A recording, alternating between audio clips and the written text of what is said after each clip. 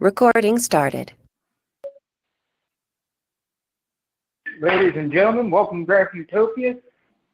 It's me. It's Joseph Potter, and I'm right here today, right here with Mr. Chris Ransom. So let's jump right into it. Chris, what we got for us today? We've got 8 different topics today, but the first topic we're going to get out of the way are the pro days, and we're going to have other things prepared. Joey's going to have even though we're going to talk about the NFC free agency after recapping the AFC last week, Joey is going to have his thoughts on the Elijah Moore trade to the Browns. They also added Marquise Goodwin, Seattle's slot receiver from last season, for depth. I do have another MLS injury update. This is on Chicharito, the star striker for the LA Galaxy, and Dylan Cruz, the projected #1 pick in the MLB draft. I saw him yesterday after watching the Will Levis Pro Day. The SEC Network went straight from the Will Levis Pro Day, the Arkansas LSU baseball game, and I got to scout LSU right fielder Dylan Cruz, the projected #1 pick in July's 2023 MLB draft. So I got a first glance at Dylan Cruz. So there's a lot on the plate today, but we'll start with these pro days because I got to watch 2 of them in person on the SEC Network with Bryce Young and Will Levis. I know you watched Stroud's pro day when I was out running errands on Wednesday. So, I mean, I think this quarterback competition's only going to get tighter.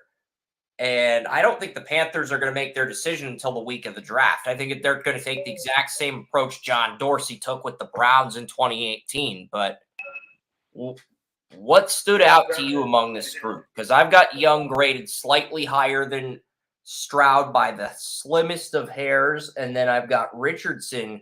Richardson ended up grading a lot higher than I expected too, from a potential standpoint. These guys were all solid. None of them really wowed me except for arm strength-wise. Arm strength, these guys got some of probably the strongest arm class I've seen in years. So the darn thing out of the stadium if they wanted to. Multiple people can do it.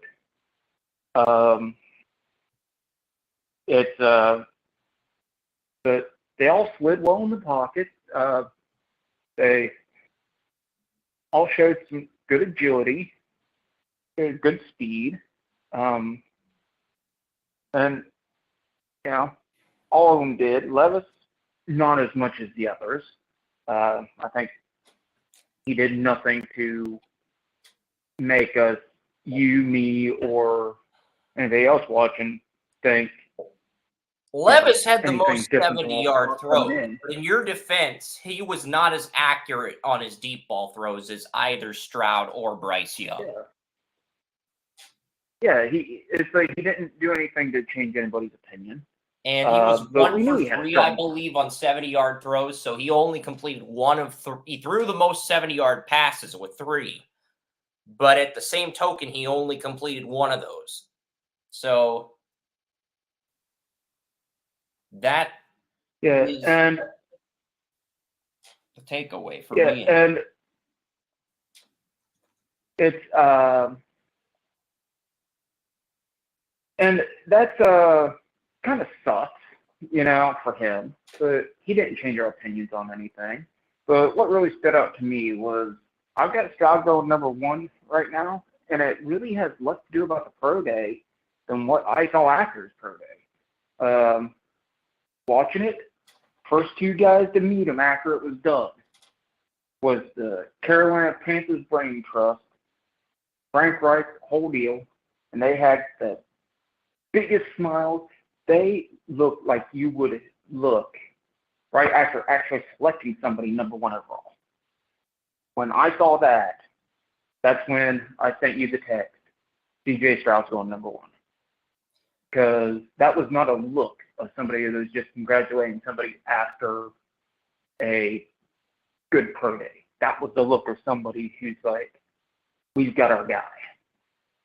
And, yeah, it's one of those things where you can kind of see it, happening. You don't know it's happening because nobody knows, but you can kind of, when you see the look and you feel the interaction, you just kind of know. And that's the vibe that those guys were giving off, is that we've got our guy.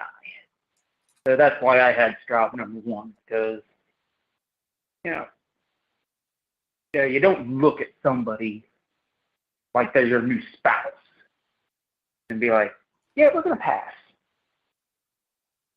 I just don't see that happen. It's interesting because everybody seems torn on this pick. And when I say everybody seems torn on this pick, I mean mock drafts across the middle are split right down the middle. Adam Schefter, Daniel Jeremiah, and I believe Todd McShay and Ryan Wilson of CBS all have Bryce Young going number one. Dane Brugler, Benjamin Albright, Mel Kiper Jr., the Draft Network, all have Stroud going number one. And Charlie Campbell has Young going number one as well. So when you have this many credible people outside of myself and Joey up in arms over these two quarterbacks, that tells you something. And you really have to do your due diligence on this, because when this many sources are up in arms over the number one pick, that tells me that Bryce Young and CJ Stroud are going to go 1 and 2. I've got Young at 1 and Stroud at 2 at the moment, but I'm watching the mock drafts. I want to do a majority of them change, because a lot of the mock drafts that were posted this week were before the pro days. So I've got Young at 1, but I'm not sure if I should do the write-up now or if I should wait till Monday or Tuesday and see what the consensus is in mock drafts following the pro days, because I'm definitely curious to see how many of those 5 are going to keep Young at number 1 from now up until April 27th. Yeah, I think we're going to see a lot of people go back to Stroud, less on the talent and everything around the pro days and such, and more because of what I mentioned, is that they're going to see the interaction. They're going to see the looks on the faces. They're going to see the differences in how the Panthers look at the person from a personal standpoint. I think the only thing I saw, that the Panthers, and I would have been surprised if Frank Reich would have walked up to CJ Stroud and said, here's your playbook at the pro day, just because of the look they were giving him. It's like, okay, we're going to just bypass all this crap. Here's your playbook. Get on the plane, let's go. I'm just surprised you didn't say that, just by the look that those guys were giving off. It's like, this just stuff. Bryce Young kept looking at the script during the pro day too, whereas with Stroud, everything was just natural. He didn't need to look at the script. He just improvised and just made it look natural. So, yeah, I'm not saying Young can't make things look natural too. It's just there were at least 3 or 4 times where Bryce Young was actually looking at the script for Alabama's pro day, and I didn't see Stroud look at the script once. So that's another thing. He didn't look at the script, but what he did do, he did stop a few times and consult the coaches. But outside of that, he really didn't stop. He really didn't do anything to say, I need to study more. I need this. I need that. He looked like he knew what he needed to do. He just didn't know what to do at that time, and that's when he went to the coaches. They told him what to do, and he just went in and, did his thing where, like you said, look with Young, look at the script, talk to somebody, look at the script again, and you didn't see that from Stroud. You just go to the coaches, what do you want me to do? Go back, do it. And, so I think that was more impressive there. But I mean, we're going to see. We're going to see what these guys are. Because the Panthers are bringing everyone in for We're private gonna see what these guys are workouts, made and I don't think they're going to officially decide until the week before the draft. You think they've already decided, and that is possible. But I at think the they've already same token, I don't think they've decided yet, and I don't think they're going to make their decision until a week before the draft. But I would definitely bet it's between Young and Stroud, because I think Young and Stroud are going to go 1 and 2, regardless of what order they go in. I think Young's ceiling is slightly higher, but you can make an argument for Stroud at 1 now. Those guys are going to go 1 and 2. I think Richardson will probably end up on the Colts at 4, and they'll have Nick Foles, they'll have Minshew, they'll have Sam Ehlinger, and they'll have Richardson, and all 4 of those guys will be competing for the starting job. And if they don't think Richardson's ready, they'll redshirt him and they'll play Minshew and Foles. And then the 7th pick, I think, will be Levis. I think Levis will end up on the Raiders. I just get the feeling that I would not take Will Levis in the top 10, but the more I break down the Raiders, the more I get the feeling McDaniels, since he talked about a quarterback with arm talent and scrambling, wants his own version of Mahomes or Herbert. The more I look at the Raiders, the more I think they're going to get a quarterback. And I do believe Charlie Campbell when he says that the Raiders have Richardson higher on their board than Levis. But we don't know what the Colts are going to do it for yet. We don't know what the Colts are going to do it for yet. And they didn't interview Will Levis at the Combine. The Colts are bringing in Will Levis for a top 30 workout. So they'll have their due diligence on Levis by the time the draft arrives. That was my concern with mocking Levis to the Colts.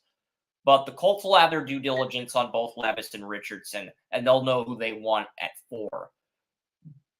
So, and I think Levis will end up on the Raiders at 7. Would I pick him there? No. But I think that's what the Raiders will ultimately do.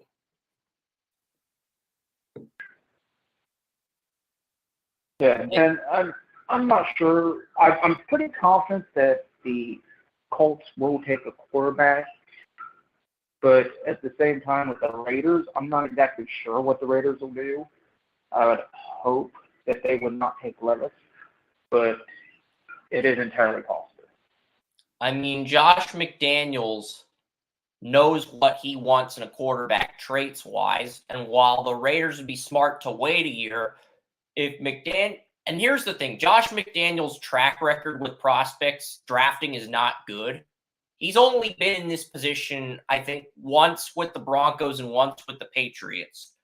In 2006, the Patriots took Lawrence Maroney, and believe it or not, McDaniels was the one who had the most influence on that pick at the time, because Josh McDaniels' younger brother was a coach on the Minnesota Golden Gophers, where Lawrence Maroney was playing running back.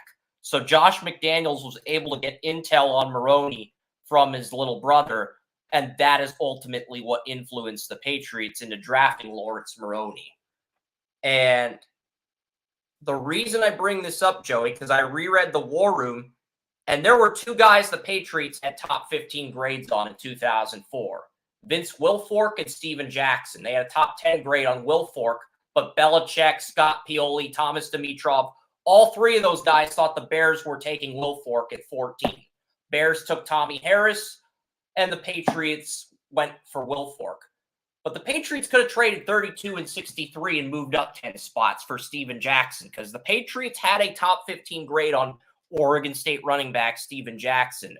And I really wonder if the Patriots had moved up for Steven Jackson and used him as a bell cow to Corey Dillon the rookie year and then made him the feature running back. Maroney never gets drafted. Santonio Holmes is probably a Patriot.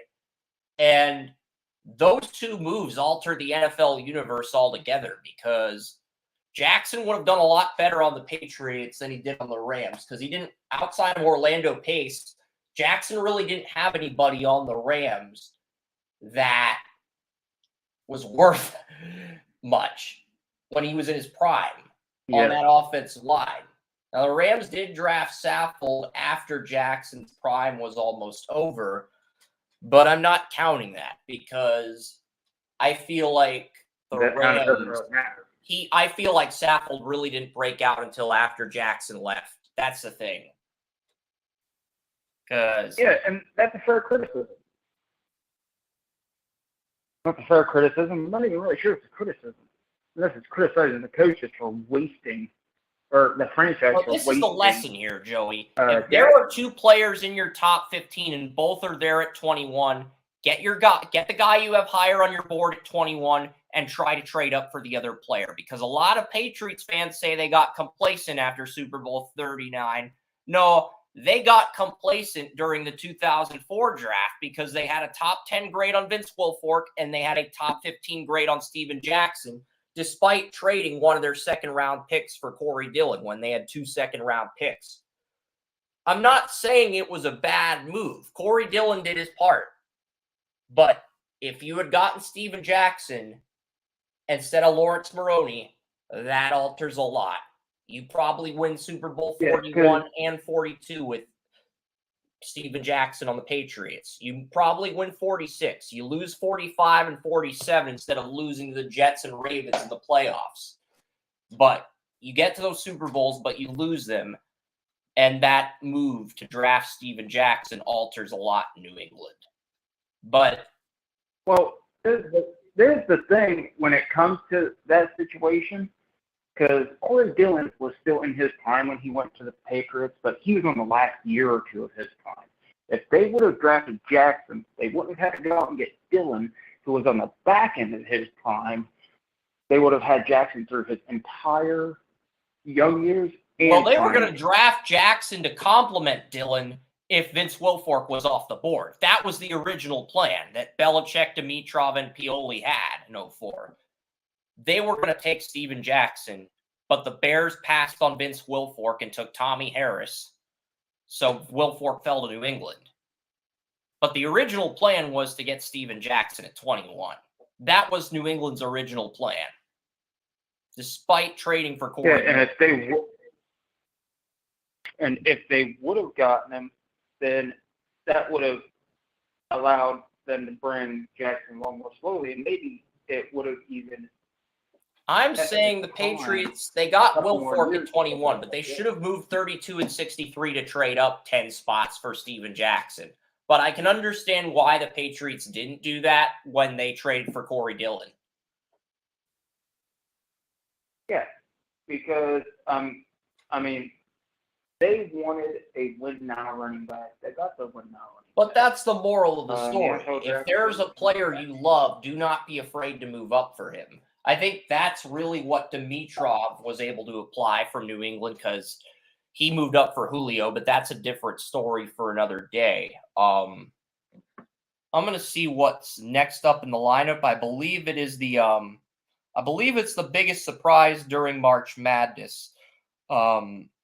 Because, yeah, biggest surprise during March Madness, I'd say there are no 1 seeds in the Elite Eight. That would be the biggest surprise, because heading into today, I was going to talk about, well, Florida Atlantic made the Elite Eight, but then San Diego State beat Alabama last night. The Miami Hurricanes beat Houston last night. So this is the first Elite Eight in March Madness history where we have 0 1 seeds in the Elite Eight, Joey. All of the 1 seeds in each bracket have been eliminated. Alabama, Houston, Kansas, and Purdue. Kansas lost to Arkansas 72-71 last week. Alabama lost last night. Houston lost last night. So this is the first March Madness where there are 0 number 1 seeds in the Elite Eight. And that, to me, is the biggest surprise out of this entire tournament.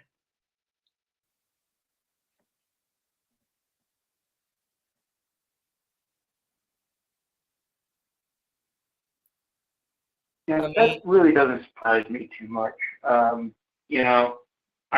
think I said something last week that I didn't see. You said Maryland would beat Alabama, and while Maryland lost to Alabama, San Diego State did beat Alabama. So So Alabama still lost. Yeah, Alabama lost to San Diego State last night. So there's 2 Elite 8 games tonight. Florida Atlantic, the 9 seed Florida Atlantic Owls take on the 3 seed Kansas State Wildcats.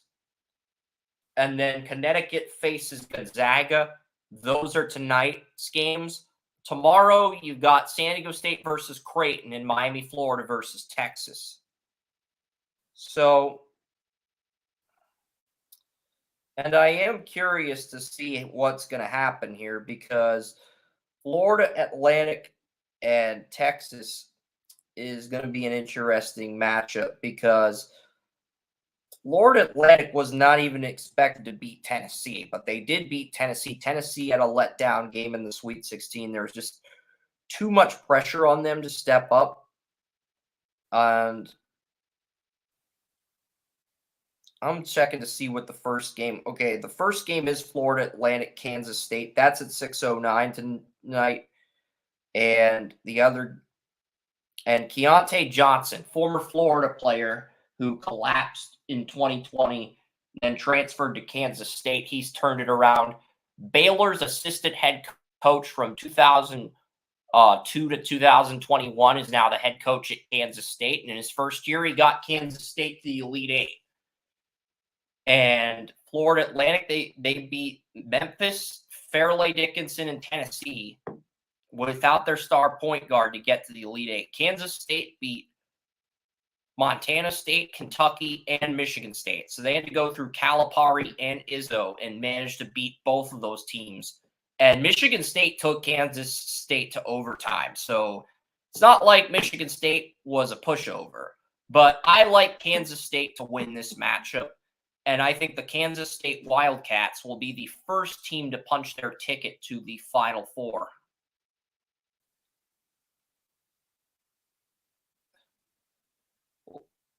Florida Atlantic together an incredible run, but I just think Kansas State, they've faced tougher competition, and they're the only team of these 2 teams with an NBA prospect. So I would give them the advantage. And I think their first-year head coach, who was at Baylor for 19 years, has done a phenomenal job with this Kansas State group. So I've got to go with them.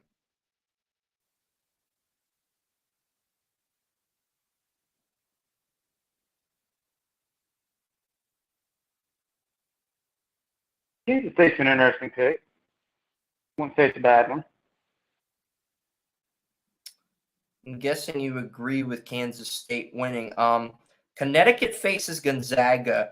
Gonzaga is favored in this game, but I am leaning towards Connecticut because Connecticut has 2 really good guards, Jordan Hawkins and Andre Jackson Jr., 2 really good combo guards. And Gonzaga's got Drew Timme,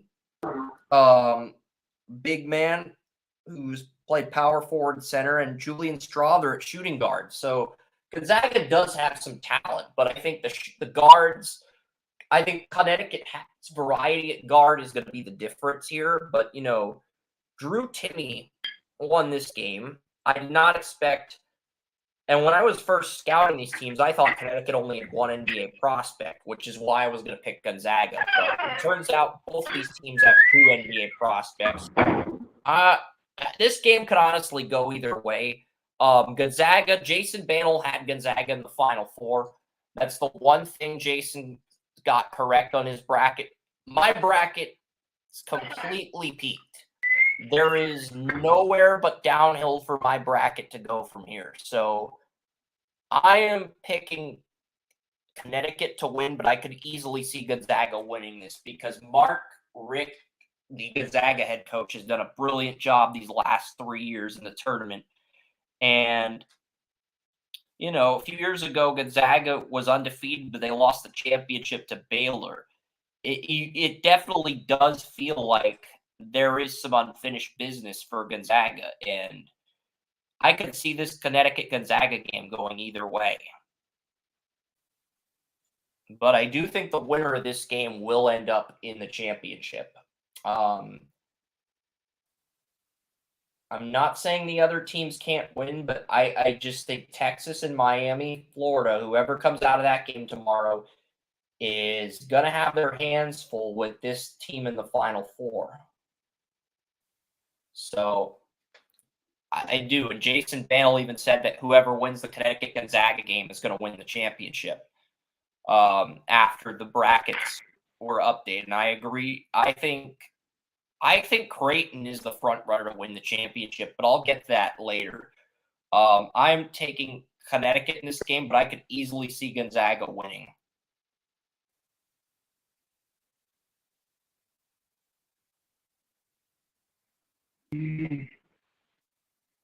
Yeah, I'm not sure in this game. I'd go Gonzaga. Yeah, just to play devil's advocate. I think it's gonna be a close game. Yeah, I think whoever wins this game is going to be in the championship, though. San Diego State versus Creighton. I think Creighton's going to win this game. They're going to beat San Diego State. I think we're going to see Creighton and the winner of Connecticut versus Gonzaga in the title. I'm not saying San Diego State can't beat Creighton. They just knocked out Alabama. And this is the first time Mountain West Conference team's been in the Elite Eight. But Creighton has 4 NBA prospects on their team. They have the most of any team left in the tournament. And with Alabama and Houston out of the bracket, I just think Creighton will end up in the championship game. And I think we'll end up seeing a Creighton winner of Connecticut Gonzaga will play Creighton in the championship. And I'm gonna, you know what? I don't want to have 2 Big East teams in the same conference playing for the title, so I'm gonna switch my pick to Gonzaga. That would set up a Gonzaga Creighton title game, and I think that's kind of the direction we're getting. I mean, the final game is Miami, Florida versus Texas. I've got the Longhorns winning that game and going to Houston, where the Texas Longhorns, the team that won the Big 12 over Kansas, they would be playing in Houston, Texas, where the Final Four is. So, but overall, I think Creighton and Gonzaga are the 2 best teams left. And I do think there's a possibility. I mean, there's 2 conference opponents. Kansas State and Texas are both in the Big 12, and Creighton and Connecticut are both in the Big East. So there is the possibility we get 2 Big East teams in the national title game with Creighton and Connecticut. There's also the possibility we get Texas and Kansas State in the national title game if both of those teams win. And next Saturday will be the Final Four. Right now for next Saturday, only thing I have planned is the Final Four, and then we'll probably do whatever on April Fool's Day. So, and I'll give you guys some news on Chicharito, the LA Galaxy striker. But first, we're going to let Joey talk about the Elijah Moore trade. I know the Browns fan in him wants to discuss this, so I'm going to let Joey get that out of the way. Then I'll give you some news on my favorite MLS team and one of their star players being injured. But first, we're going to talk about the Browns. This was one of the few times when I think it was a good trade for each team. Now, if you're looking at the trade on the surface, you say Andrew Berry sweeps the Jets. He got a guy with great potential who's only been there 2 years, played through horrible quarterback play, but still a great young receiver. And all I had to do is move back 30 picks. And he got a 3rd-round pick, which is why which was the trade back 30 picks base.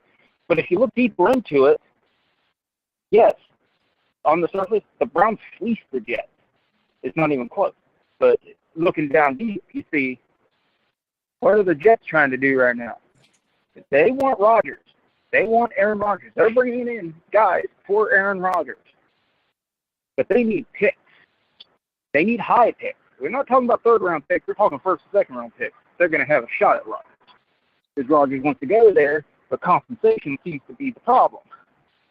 So, in that vein, if you really look at it, The Browns got their speedy receiver, a very good route runner, a guy who you can put in the slot and will open up the entire middle of the field.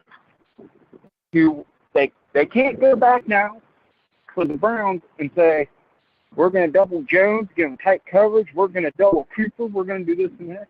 No, because they got more down there, and more can make things happen. So the Browns got their guy, and let's face it, Sean Watson, when he was in Houston at his best, a top 5 quarterback, what made him that top 5 quarterback? Quick release, good downfield vision, was able to get the ball deep. He could rocket the ball deep. What did the Browns not have last year? They didn't have anybody to rocket the ball deep to. Now they don't only have one, now they got 2 where he can rocket it down deep to. And they've got him where they can put him in the slots. They're probably going to run a 4-receiver set this year. Plus they've got Njoku. Now the field's wide open. Now we can see what Watson's doing. And Barry knows this don't work. He's gone. Stefanski's gone.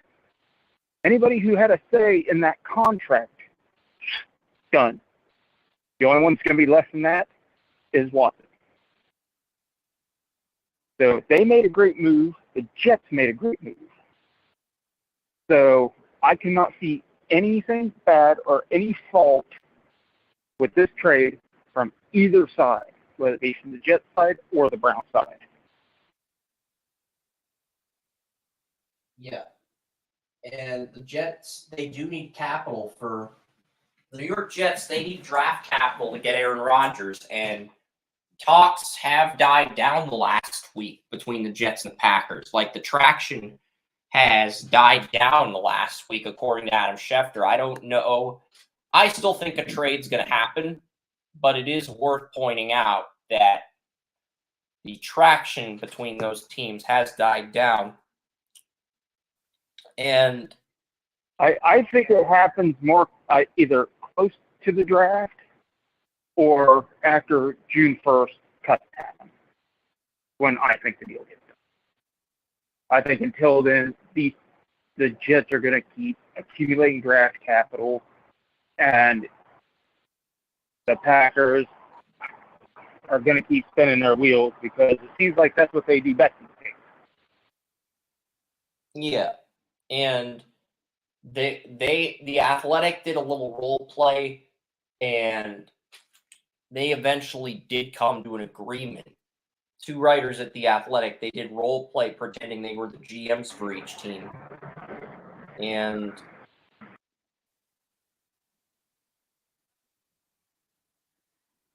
I'm trying to find the article, but I guess it's not up and it's not really important. So, but I think it was 13, a 3rd round pick, and a conditional 3rd round pick is what the Jets ended up giving Green Bay.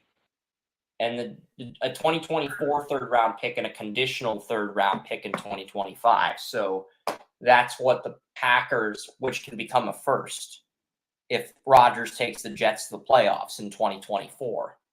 So that was the agreement those writers came to at The Athletic when mocking the trade. Now, I'm going to get to the Chicharito news because the LA Galaxy star striker Chicharito, he's had 18 of the team's 55 goals last year. He suffered a hamstring injury on February 4th. There is some speculation Chicharito might be returning today when the LA Galaxy play the Portland Timbers on Fox this afternoon. That game is at 4:30, and yeah, that game is actually in Portland at Providence Park. That is not in LA. That game is in Portland. So, I mean, Chicharito's been dealing with a hamstring since February 4th, and it's March 25th now. So I have to wonder, how severe is this injury? Is he even going to play? Because I am curious if he's going to play today or if he's out again, because He had 18 goals last year, and he's missed the first 3 games of the regular season.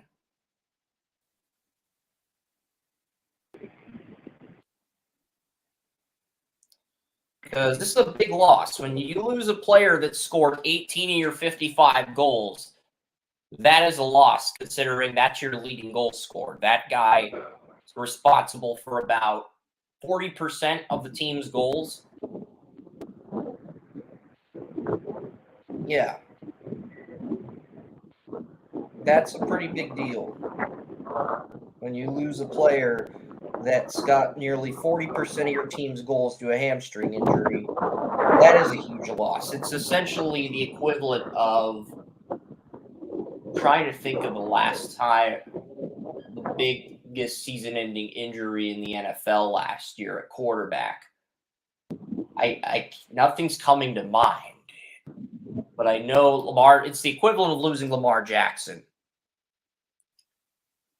I mean, and I've heard before no team was in it. Yeah, I heard before that there's no team interested in Lamar, and I forget what team it was, but I heard that there's one team that was actually kicking the tires on, at least thinking about opening talks with him. Whether it happens, I don't know. Yeah. But just a thing. Just a thought. And this game between the Galaxy and Timbers is huge for both teams because right now both teams are out of playoff contention. The Timbers are 1-3 through 4 games, and the LA Galaxy are 0-1-2 through 3 games with 2 ties, 1 loss, 0 wins. So with both of those teams being out of contention early in the season, that's a big game for both teams. But Chicharito's 34. He turns 35 in June. I have to wonder if the LA Galaxy end up with the number 1 pick in the 2024 Super Draft. It's time. I think it's time to get a successor to Chicharito. You don't have to replace him. He can still be the starting striker, but he'll be 35 he'll be 35 and he'll be turning 36 next year in 2024. And by that point, you want to have a younger player out of college learning under him for a year or 2 if you get that number 1 pick. And I don't know if that's going to happen. It's still very early in the season. But without Chicharito, I just don't know what's going to happen. And the Galaxy did make some moves. They signed goalkeeper Aaron Cervantes to a short-term loan. And he's the starting goalie on the MLS Next team. And I think he was a homegrown player, but the Galaxy chose to start him over the goalie they drafted out of Syracuse. So I think it's going to be really interesting to see how this plays out. And the other quick MLS headline I'm going to get to is the Eastern Conference, because with Andre Blake's injury, the Union lost to Montreal, and right now the number 1 team in the power rankings out of the Eastern Conference is FC Cincinnati, but FC Cincinnati is 3rd in the conference. New York City FC is 5th. Nashville is 4th, with the Union losing. FC Cincinnati is 3rd. The New England Revolution, who dominated the Eastern Conference, won the Supporters' Shield 2 years ago, are 2nd. And Atlanta United FC is 1st. Arthur Blank fired the GM, hired a new GM, and the new GM for Atlanta United has come in and turned that place around. He even traded their superstar striker, Joseph Martinez, to enter Miami CF, and Atlanta's still winning. They're 3-0-1. And right now, Atlanta has a goal differential of +8, which is the best in the Eastern Conference. St. Louis has a goal differential of they have the best goal differential in the league. Atlanta, their +8 goal differential barely edges out St. Louis City's +7 goal differential. And St. Louis City crushed San Jose to improve to 4-0. So it's early, though. There's still a lot of soccer left to be played. And I'm curious. That Philadelphia-Orlando game looks exciting tonight, but a lot of these games are only on Apple TV. There's the Galaxy game on Fox, but you can only get the rest of the games for the MLS that are not on Fox or ABC on Apple TV, because Apple TV became the exclusive partner for Major League Soccer earlier this year, Joey. But that's going to do it for the soccer portion of the show. We still have a lot of topics to get through. I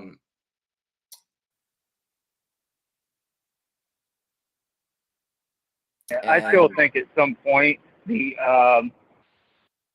all the sports are going to be on streaming services.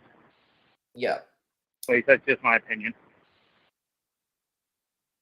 So we've broken down 5 of the 8 topics for today. The remaining topics are the NFC teams, the MLB playoff predictions, and LSU right fielder Dylan Cruz to wrap up the show. Okay, so let's break down the NFC North division. I'm going to start with the Bears. The Bears, they did trade out of number 1.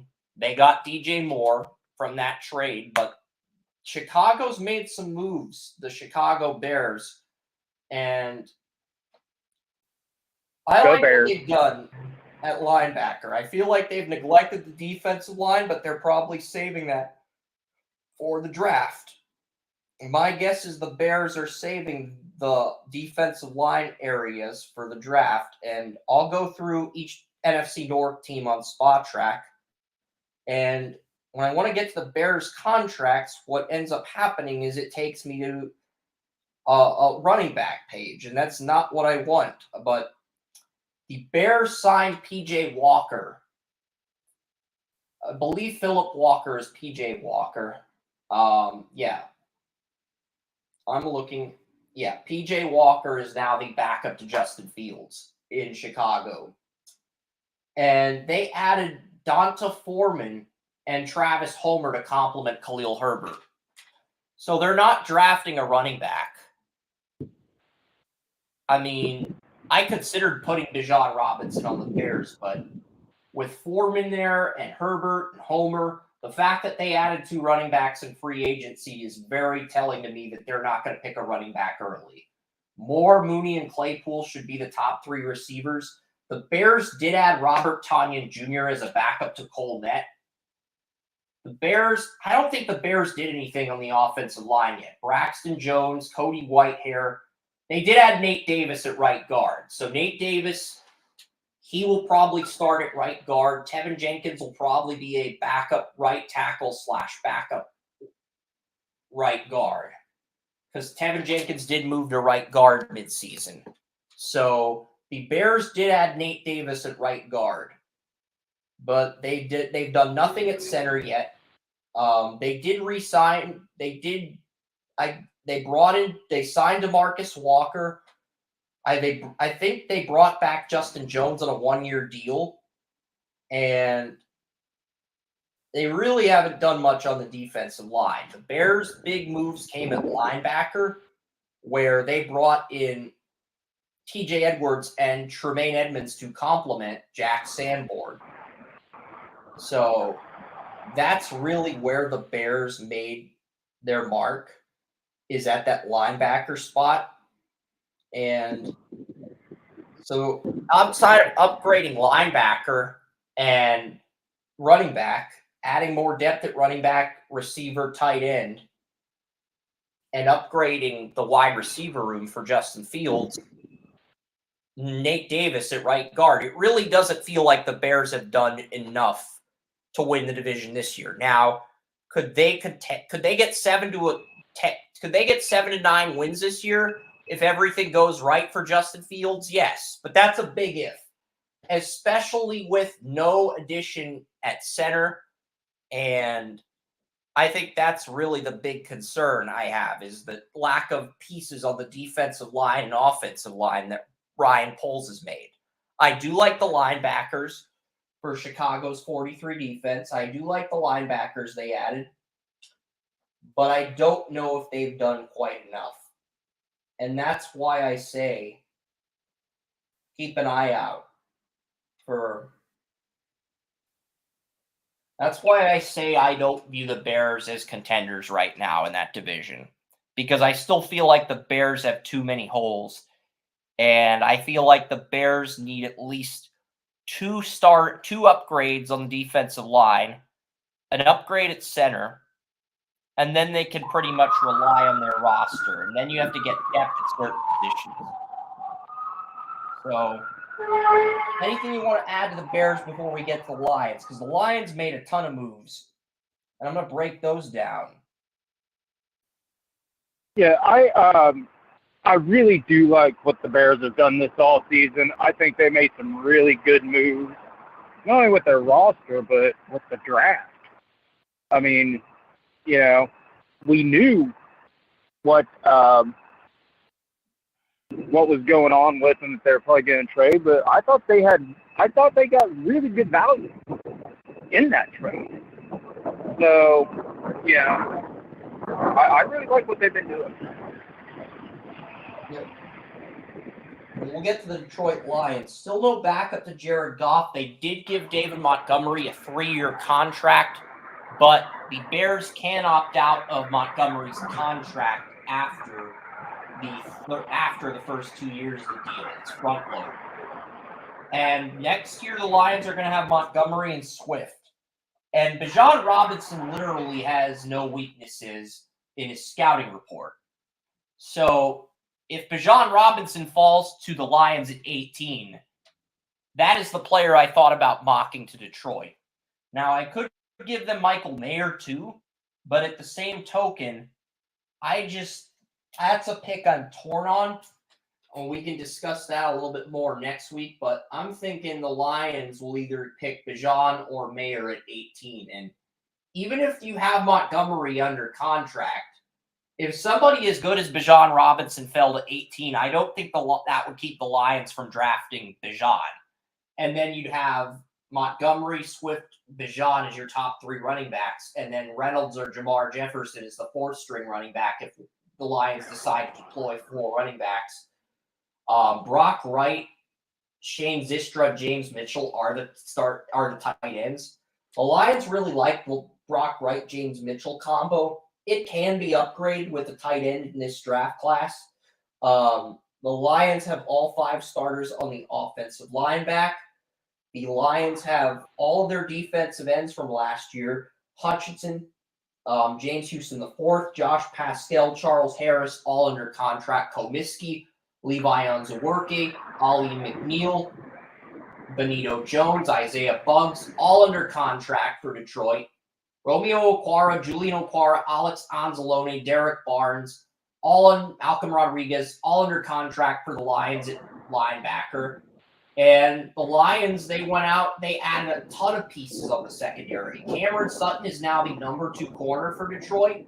He signed a 3-year deal with the Lions. Emmanuel Mosley signed a 1-year deal to be the nickel corner. TJ Gardner-Johnson signed a 1-year deal with the Lions to be the free safety for Detroit. And you're going to have Tracy Walker coming back from IR, and you've got Kirby Joseph still on a rookie deal. I mean, you still have Ifeatu Melifonwu, Jerry Jacobs, Chase Lucas. Will Harris came back on a team-friendly deal. The Lions have a lot on the secondary to the point where it really wouldn't surprise me if the Lions made the NFC title game next year. I know it sounds like a stretch, Joey, but the Lions pretty much dominated free agency to the point where backup quarterback, tight end if you think a tight end is worthy of being picked at 18, and maybe a running back are really the only needs. And I was considering Bijan at 18 before looking at the Lions' contract with Montgomery. It's a 3-year deal, not a 1-year deal. So I think this is going to be very interesting to see how this plays out. Because I was considering Bijan Robinson, the Patriots, at 14 too, but I think the Patriots are going to go offensive line, especially if Skoronski is there. But the Lions have really impressed me with the moves they've made. And I definitely think they're the team to beat in the NFC North next season. I was one of the few people that had the Lions going 9-8 in the preseason last year. And you were right about them being a year away, but I was right on the record. Yeah. The So I do think that the Lions did a very nice job in how they got their roster and filled some holes there. Now, like you said, 18 is going to be an interesting pick for them. I think they're going to go either Jalen Carter or Devin Witherspoon at 6. If Seattle takes Carter at 5, I think Witherspoon would be the pick at 6. And then at 18, they could either get the running back with no weaknesses in Bijan, or they could draft for need with Michael Mayer. But either way, I think the Lions will add another playmaker to make you game plan around that offense. Yeah, I agree. I agree with you there. They're going to do something to make sure that you have to make a game plan around the offense. Because right now with the Lions, the only thing you're really game planning around is the defense. So I really do agree with you on that. I do think got that Amon-Ra St. Brown and Jameson Williams, but if you get a running back like Bijan Robinson, you're not going to be sure whether they're running it, whether they're throwing it, and the Lions will be able to send Montgomery, Swift, and Bijan Robinson in the same backfield. And having all three of those guys in the same backfield is going to be a motherfucker for NFC North defenses to deal with. Because I would argue that's more lethal than what you had last year with Swift and Williams. And Jamal Williams still hasn't gotten a contract, I don't think, yet. Which is crazy. Because just let you guys know, if I'm a little Jamal Williams, I think he actually led the NFL in rushing touchdowns. If I'm a little bit silent, I'm actually also doing, while I'm listening to Chris, I'm also doing an NFL mock draft right here on the spot, live on podcast. Yeah, I've got my mock draft on my iPad. Like, I got the picks updated, like previous pick. So I have that scheduled to go on Draft Utopia on April 20th. But let's talk about the Packers, because the Packers, I really don't think the Packers are going to do anything until they move Aaron Rodgers, because... And Chris, I just did the Lions pick, and I gave him Michael Mayer. I went Jalen Carter and Bijan Robinson, but I'm torn on Robinson versus Mayer.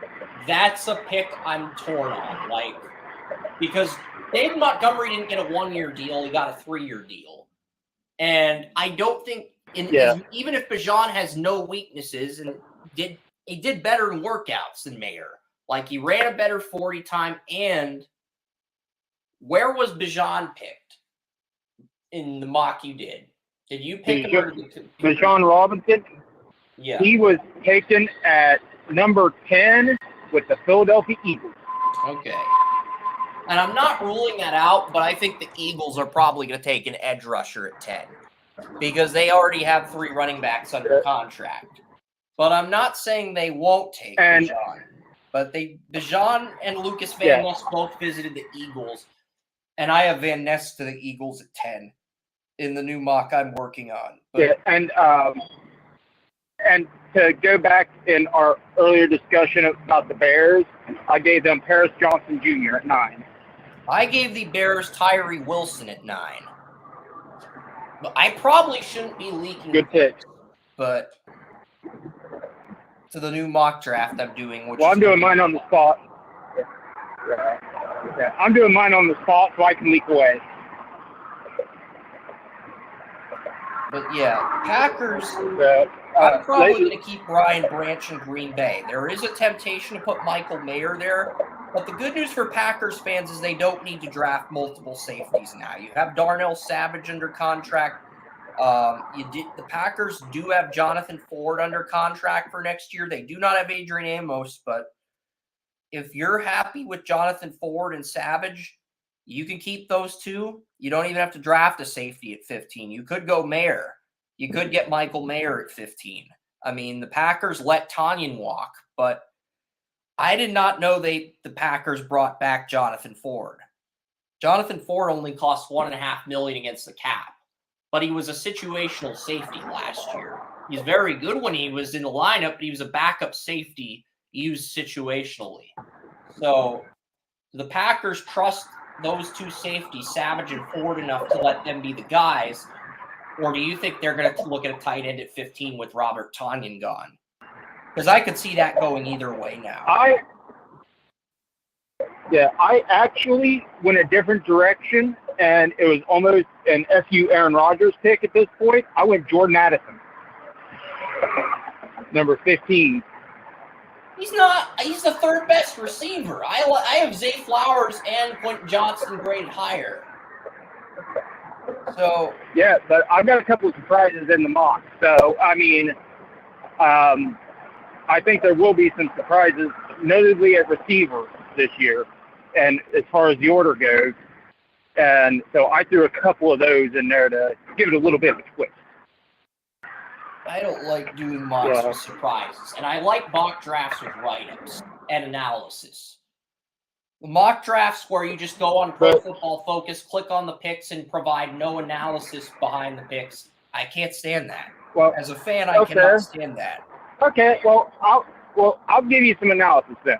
Okay, Jordan Love has only had a couple NFL games. We haven't seen much from him. He's going to have some issues. He's going to need a receiver he can grow with. He's going to need somebody that he can bond with quick around his age that is going to be almost like his best buddy on the field. I think Jordan Watson Addison can be a was the wide third receiver off the one, board. and Dobbs can be a wide receiver 2. But if the Packers don't believe Watson's anything more than a number 2 receiver, and they don't think Dobbs is anything more than a slot, then you have to take a receiver at 15. But I don't believe that's I don't believe that. I don't either, but we have to look at this as you've got this quarterback. You say you're high on him. You say you love him. You say you believe in him as a leader. We haven't seen any of it. So you better give him all the help you can potentially give him. And by taking the third best wide receiver, and he was the third receiver off the board, you're giving him a little bit more of a security blanket. Now you got the deep threat, you got the over-the-middle threat, and you've got the guy on the outside that can make the tough catch. Well, Chad Reuter had Michael Mayer at 15. He was like, Chad Reuter had Michael Mayer at 15 in his 4-round mock draft with write-ups. And I'll read Mr. Reuter's write-up. Yeah. Oh, and he gave the Packers Paris Johnson. So he gave the Packers Paris Johnson at 13. So he has the Packers picking at 13 and 15 in his mock draft. And 13. Okay. So he has the Packers and the Jets making the deal before the draft. Yeah. Where I said I thought it was going to happen around draft time or after the June 1st, which I almost am looking at June 1st as potentially being, a little bit late, but possible.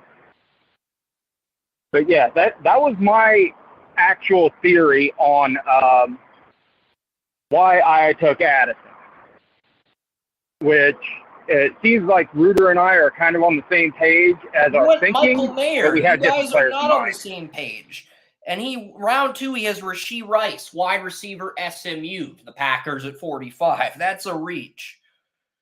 But well, I'm not doing round 2, so that's the problem. I'm just going round 1 right now. That's the problem with simpletons. They don't do more than 1 round mock drafts. That pisses me off. That is an insult to every content creator. All right, let's get the frickin' Vikings. I used to do like 4, 5, 6 round mocks. I'm doing a 7-round mock on my iPad with write-ups. Because for the first 4 rounds, it's easy. All I have to do is copy and paste everything for the picks. First 4 rounds is easy. Then I don't have that much time. Comes where you have multiple comp picks, and then I got to copy all this data onto Draft Utopia and add the draft results page. So yeah. Oh, that is stuff I do not. Yeah, that's stuff I do not miss. That's the part of the job that is a bit of a pain in the neck. you should miss it. You should miss that part of the job. Well, I should, but I got so much other stuff going on right now. It's like I don't miss much of anything. Like I'm just trying to get to the next day. Let's get to the damn without falling apart physically. Okay. Yes, let's get to the Vikings. We're not going to talk about the mock drafts. We're just going to run through the teams here because we can talk about the mocks next week because that might be a segment on the podcast next week. Like I might edit after we break down the final four, I might just run through the mock draft and let Joey edit some picks with me on the podcast as like an April Fool's type thing. I'm not sure if I want to finalize any picks, but like the Vikings, they cut Adam Thielen to save cap space. And cutting Adam Thielen, they cut Eric Kendrick. And I think Thielen already signed it. Didn't he already? They got Davenport? Yeah. Or not got Davenport, but okay. And they replaced Patrick Peterson with Byron Murphy, who signed a 2-year deal to be the Vikings' #1 corner after losing Peterson. So the Vikings may have upgraded there, provided that Murphy can stay healthy.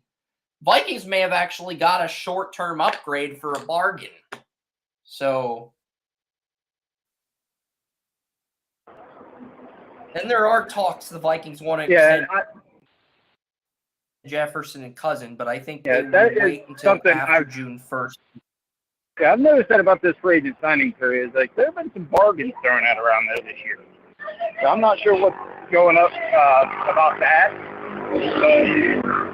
But yeah, I thought a lot of these players were signed for a lot more, but they haven't. Atlanta, we'll break down the NFC South next. Atlanta's up. They signed Taylor Heineke to replace Mariota. That's a good move. You now have Ritter and Heineke under contract for the next 2 years, and you can move on from one after this season if either disappoints. You've got Patterson and Algier under contract for next year. Patterson's on the final year of his deal. There are some reports Bijan Robinson could get picked at 8. But I think it's going to be really interesting because I could see Bijan going off the board at 8, 9, or 10. If you think about it, Joey, it just depends on what happens. Drake London is still the #1 receiver. So the Falcons replaced Zacchaeus with Mac Hollins. Mac Hollins was – everybody's saying Mac Hollins is an upgrade over Zacchaeus. And it's like, no, he dropped a lot of balls last year when Hunter Renfrow was injured. He dropped a lot of freaking balls. So I feel like Atlanta just, instead of genuinely upgrading at wide receiver 2, they replaced one placeholder at receiver with another placeholder. And Atlanta did bring in Jonnu Smith to complement Kyle Pitts. Atlanta's offensive line outside of left guard Elijah Wilkinson is back. David Onyemata is on the Falcons now. Onyemata was the Saints defensive tackle. I did not like Onyemata. I thought he was replaceable, but the Falcons gave him a 4-year deal. So, I mean, and they gave Caden Ellis a 3-year deal. And they re-signed Lorenzo Carter. So Atlanta retained all 4 of their edge rushers. So all 4 of the edge rushers that were on Atlanta at 34 outside linebacker are all under contract. And Isaiah Oliver is no longer on Atlanta, but Casey Hayward is. And Atlanta replaced Isaiah Oliver with Mike Hughes, which I think is a really bad decision. I think cornerback at 8 is likely for Atlanta. And I really don't see a wow move that stands out. Now, Carolina, I love what they've done. They brought in Andy Dalton to compete with Matt Corral, but that's not the big bang move they made. Carolina gave Miles Sanders a 4-year contract. Adam Thielen got a 3-year contract. DJ Chark got a 1-year contract. Terrace Marshall still has 2 years left on his rookie deal and will probably compete with Chark for the number 2 receiver role. So Thielen, Chark, and Marshall are competing to be the number 1 receiver for the rookie quarterback that the Panthers drafted 1. Hayden Hurst is going to be the starting tight end for Carolina. Everyone in Carolina's offensive line except Pat Elflein is back. Bradley Bozeman got extended. So everyone on Carolina's defensive line is under contract. Frankie Louvu and Shaq Thompson are back. Middle linebacker is an issue. Damian Wilson, Carolina did not replace Damian Wilson. I'm wondering, because I do think Carolina is going to draft a receiver at 39. I mean, because they really don't have a true number 1. And if any of those top 5 receivers, Quentin Johnston, Zay Flowers, Jordan Addison, Jalen Hyatt, or Jackson Smith-Njigba, if any of those 5 fall to 39, Carolina needs to turn their card in immediately. Now, if they don't, then you're going to have a different discussion. We might even have some conversations about potentially getting a middle linebacker because that is an area of need for the Panthers outside of quarterback. Carolina also brought in Von Bell from the Bengals to replace Justin Burris. And you're going to have Von Bell and Jeremy Chin at safety. You're going to have Jackson, Horn, and Henderson at corner. It's going to be really tough to throw on Carolina. And just the amount of talent Carolina has, if I were ranking the teams, I would probably put Carolina. If New Orleans wins the NFC South, I would put Carolina as the 6th seed at the very worst. Because if the Panthers stay healthy and the quarterback they draft performs well, there's nothing, in my opinion, that can keep the Panthers from a wild card. Assuming no injuries happen, I think they can get a wild card with this coaching staff, year 1. And maybe challenge for the NFC South in year 2. I mean, Derek Carr's in that division. I'm going to get to that next because the Saints are the early favorite to win that division.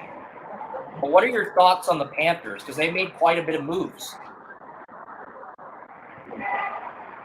Yeah, I like what the Panthers did. We touched on the Panthers earlier today when it came to the pro day. Obviously, they got the number 1 overall pick. But they've done a really nice job this off season in trying to shore up their roster a little bit for that number 1 overall pick. But at the same time, they're work in progress at this point. But I think they've got a really good foundation to work on in this case. Yeah, right now, Derek Carr. Okay, so the Saints did sign Jamal Williams. I thought Jamal Williams hadn't been claimed by a team. The Saints gave Jamal Williams a 3-year contract to be the change of pace running back behind Alvin Kamara in the Mark Ingram role. So that's actually a really good fit for Jamal Williams. Happy for him. You have Michael Thomas and Chris Olave as the 1 and 2 for Derek Carr. And Jameis Winston is still on the Saints roster as a backup. I thought this because he restructured his deal.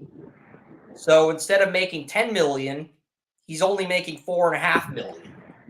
So what happened is this: Winston wanted $5 million to restructure. Saints were only willing to offer him $4 million, and they met at the middle and $4.5 million.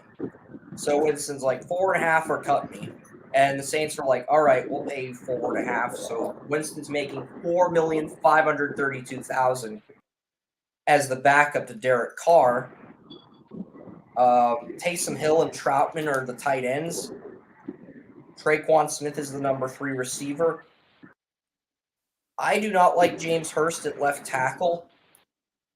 I do think the Saints have earned the designation to be the favorite, but if Hurst is the left tackle and Penning has not done enough to earn the starting job week 1, I can see Carolina stealing this division because right now I'd give the Saints a slight edge. Marcus Davenport is gone, so you're going to be replacing him with Peyton Turner. Saints added Nathan Shepard and Colin Saunders. I thought those two guys are better than David Onyemata, so I thought the Saints did a nice job upgrading defensive tackle. Demario Davis, Pete Werner, Zach Bond, DeMarco Jackson are all going to be under contract with New Orleans next year. Sorensen's gone, PJ Williams is gone, and Bradley Roby, I think, is gone. But Lattimore and Paulson Debo and Alante Taylor are back, as is Tyrann Mathieu. And I think they've replaced strong safety Daniel Sorensen. They've replaced him. No, Marcus May would be the strong safety. So New Orleans really hasn't done. They've done a nice job building around Carr, but ultimately, I think what the Saints do at left tackle is ultimately going to decide this division. Because if the Saints left tackle plays well, I think the Saints are the team to beat. If not, it's going to open things up for Carolina or Tampa Bay. And what do you have to say about New Orleans before we get to Tampa Bay? I think New Orleans did a good job of retooling. I think they may be a little bit closer than people think. I think Derek Carr is getting I think he's gotten a really bad rap. Well, I don't think Carr is the second coming of whatever you want him to be the second coming of. He's a guy who's a good leader, and he does a really nice job finding receivers, getting in the ball. He can push the ball downfield, and I think the Saints did a nice job of getting pieces around him to allow him to do these things. Yep. Next up's the Tampa Bay Buccaneers. They gave Baker Mayfield a one-year deal. It'll be Baker Mayfield and Kyle Trask competing for the starting quarterback job. Tampa Bay also added Chase Edmonds as a backup running back to Rachaad White.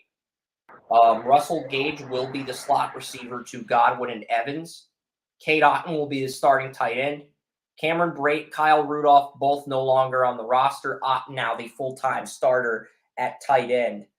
And Donovan Smith is gone at left tackle, so there's talk Wirfs might move over to left tackle. I think the Buccaneers should keep him at right tackle and draft their blind side at 19. Luke Godecki and Aaron Stinney's going to be back from IR, so Stinney will start at left guard or right guard because the Buccaneers did cut Shaq Mace. And so Stinney will probably move to right guard, and they'll keep Godecki at left guard. Ryan Jensen would play center, but another left tackle is needed with Donovan Smith gone.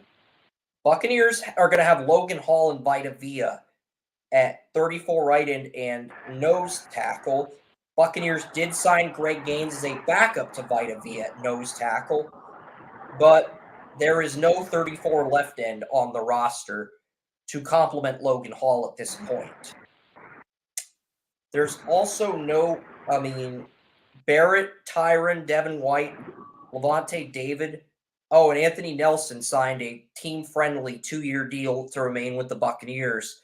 So the Buccaneers no changes at linebacker for the Buccaneers.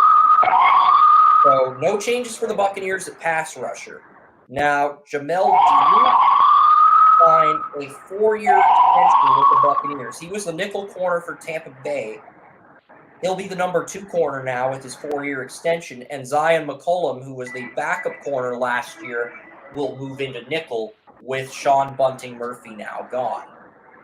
And Buccaneers have not replaced strong safety Mike Evans. So Mike Evans, they do not have a replacement for Mike Evans on the roster at the moment. Right now, it would either be Nolan Turner or Don Gardner. And both of those guys are making under $900,000 a year. So I definitely could see the Buccaneers drafting a safety in day 2. They're not going to draft a safety in the first round, I don't think. Unless Brian Branch is there. If Brian Branch is there at 19, I could see the Buccaneers bypassing a left tackle and drafting a safety. But I just don't think that would be very smart. With Baker Mayfield and Kyle Trask as your QBs, I don't think bypassing. And I'm not ruling out Hendon Hooker. Yeah. So one of these this one guy at Pittsburgh Bottle Shop was ranking the quarterbacks 1 through 80, and they told me they just started a scouting gig with a team, and that person's got a Pro Bowl grade on Hendon Hooker, a starter grade on CJ Stroud, and a starter grade on Stetson Bennett. I don't agree with that at all, but if you like Hendon Hooker that much that you have a Pro Bowl grade on him, you have to draft him. And you have to draft him in round 1. Because that is the nature of this business. I don't care what position you're evaluating in the NFL. If you're a paid scout and you've got a Pro Bowl grade on a player, you got to tell your GM, look, we need to move up into round 1, the back end of round 1 to get this guy. So I just thought that was strange, but worth mentioning.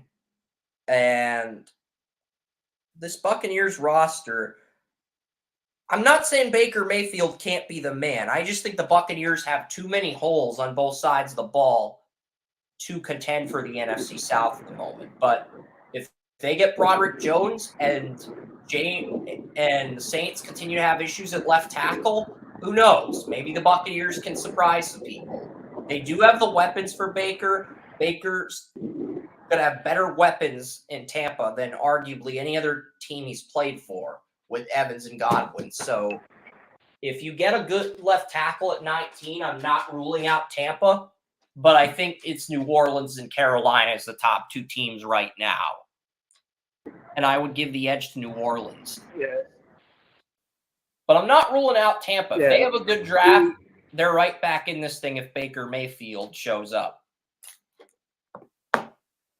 Well, the last 2 years, a lot of Tampa issues were covered up by Tom Brady.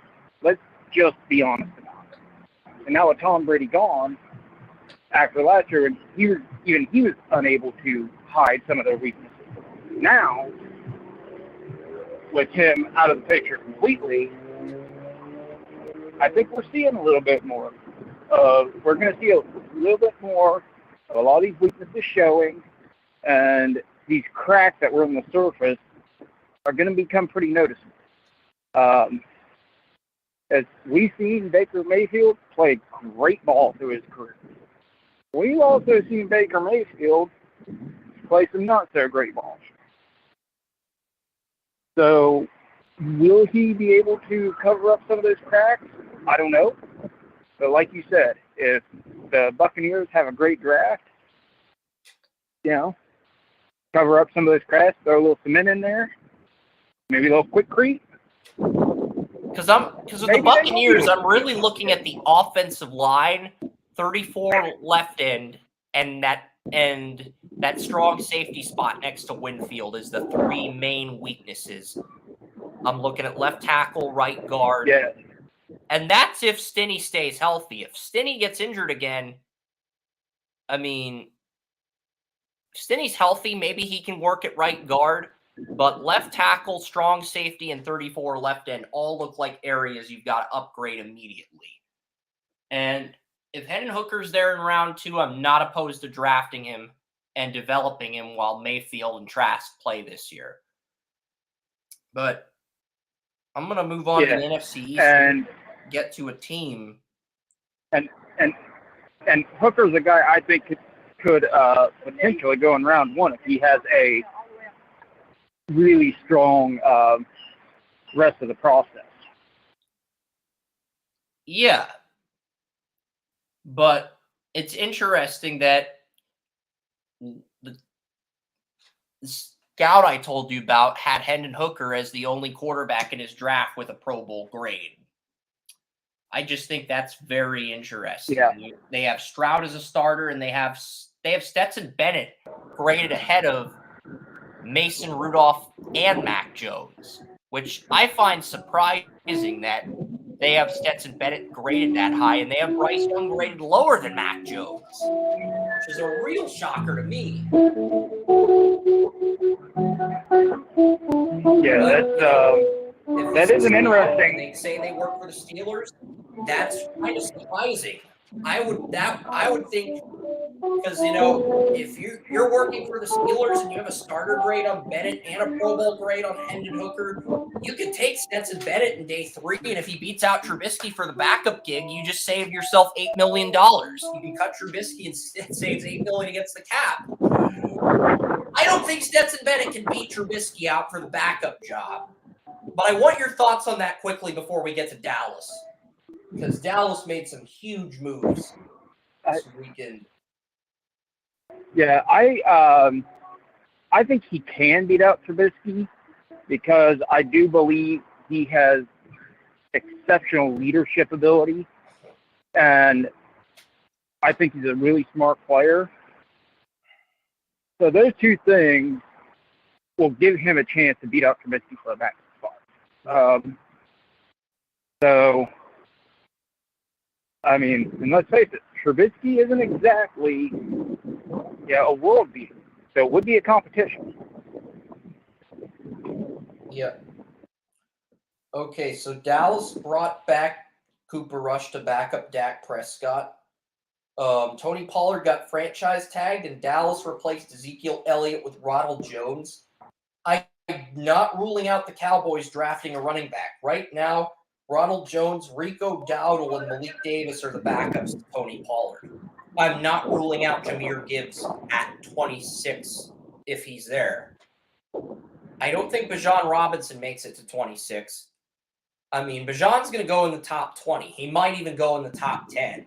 Jeremiah mocked him at 14, and I was asking Wes, should I put Bijan Robinson at 14 or should I put Skoronski at 14? Because Bijan Robinson, Nick Fargo did a scouting report on Bijan Robinson, and weaknesses, none appeared. So, and Ian Cummings has him as the number 4 player in the entire draft on his big board. So, I mean, I do not think Bijan will be there when Dallas is picking. I've got Jahmyr Gibbs at the moment, but Dallas traded for Brandon Cooks. They traded a 5th and 6th round pick for Brandon Cooks. So you have CeeDee Lamb, Michael Gallup, and Brandon Cooks. You have Jake Ferguson coming in as the number 1 tight end to replace Dalton Schultz. You still have Sean McKeon and Peyton Hendershot. You have Zach Martin, Tyron Smith, Terrence Steele, Tyler Smith, Tyler Biadasz, all under contract for Dallas. Chuma Edoga's signed a 1-year deal as a backup. Josh Ball is under contract.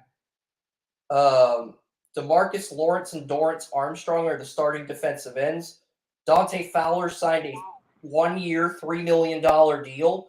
So Fowler is back with Dallas. Neville Gallimore, Sam Williams, Oso Digizua, Takaris McKinley signed a 1-year deal with Dallas. Chauncey Golston, Quentin Bohama. So Dallas has 3 defensive tackles under contract. They do need a 4th defensive tackle, but they have 3 under contract. Leighton Vander Esch signed a 2-year extension with Dallas. So Micah Parsons and Leighton Vander Esch, Jabril Cox, you're going to have the same top 3 linebackers as a year ago. You don't have Anthony Barr, but as long as those 3 are healthy. And Dallas traded for Stephon Gilmore. So, I mean, Stephon Gilmore is a nice addition as well. Brandon Cooks and Stephon Gilmore are 2 big additions for Dallas. Malik Hooker, Donovan Wilson, and Jaron Curser at safety. And you're going to have Diggs and Gilmore as your 1-2 with Jordan Lewis at nickel corner. If Gilmore and Jordan Lewis can avoid injuries this year, I think Dallas is going to make a lot of noise. And with Diggs, Lewis, and Gilmore all in contract years, I think they're all going to be motivated to kick ass. You still got Bland, Joseph, and Wright for depth if needed. And I just look at Dallas, and right now they've got Tristan Vizcaino and Brian Anger I think the Cowboys are the favorite to win the NFC right now, given this roster, Joey. And I know the Eagles and 49ers are getting more traction as betting action as favorites, but I look at what's the most complete team on both sides of the ball. Right now, I would have to say it's the Dallas Cowboys. Just what team in the NFC is the best all 22 on paper? I would say Dallas is a good starting 11 on both sides of the ball. And Buffalo still needs a middle linebacker. Cincinnati still needs a tight end. Chargers need a free safety and a 34 left end. The Jaguars have all 22 starters back as well, but Trey Herndon can be upgraded. So right now, I feel really confident about my Dallas Cowboys Super Bowl pick for Super Bowl 58 in wake of these trades. So what do you feel? How do you feel about Dallas before we move on to the Giants and the Eagles and the other teams in this division? I like what Dallas did. I think it ran its course with Zeke. He hasn't been the same player over the last couple of years. He's averaging some 3 yards a carry. At this point, he's basically been relegated to a goal line back, and incredibly a replaced goal line back. And I think the Cowboys did right by moving on from him. Which should also be a cautionary tale to everybody about the length of a running back life cycle within the NFL. Yeah, and that's why the Cowboys had to move Amari Cooper, is because of Ezekiel Elliott's contract. But Ezekiel Elliott's not there, and you have Brandon Cooks. You brought in Gilmore. So I like what Dallas has done.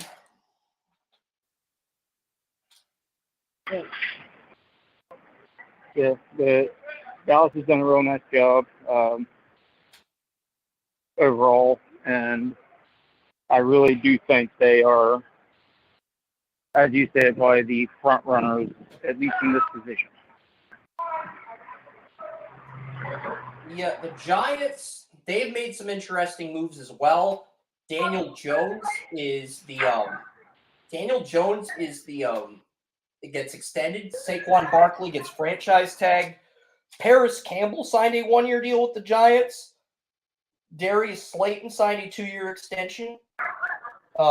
Sterling Shepard signed a 1-year extension with the Giants. They cut Galladay to save cap space. The Giants traded for Darren Waller. So Darren Waller and Bellinger are going to be 1-2 punch at tight end. And the Raiders are going to get pick 100 from that trade. The Giants currently don't have a center. John Feliciano and Nick Gates are both gone. So the Giants currently don't have a center for Daniel Jones. Leonard Williams and Dexter Lawrence are, I guess the Giants replaced so Raheem Nunez Roches is going to be the 34 left end for the Giants. They gave him a 3-year contract. So a very cheap team-friendly deal. Ujulari and Thibodeau are going to be the edge rushers. Bobby Okerke signed a 4-year deal with the Giants to play 34 inside linebacker. Giants also re-signed Gerard Davis. And the Giants really didn't do anything on the secondary, but they've got Xavier McKinney. And they got Dane Belton taking over at strong safety as Julian Love is no longer with the Giants. Giants have made some okay moves, but they don't stand out as much as Dallas' moves. Let's take a look at Philadelphia next. What do you think about the Giants, Joey?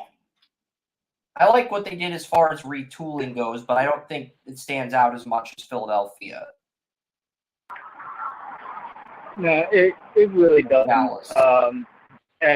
But the big thing with the Giants, I didn't see them. I thought they could have gotten an upgraded tight end. I thought they should have Waller. upgraded their. They traded for Waller. Yeah, Aaron Waller, the Raiders. well, tight end. they did. So, yeah, they did. That was my bad. I forgot about that. But I thought they could have upgraded a little bit better receiver. They didn't, but they did a nice job. I thought they really needed to get a little bit of help on the at safety. Add some depth there. I thought they could have done more with that. But overall, they didn't do too bad.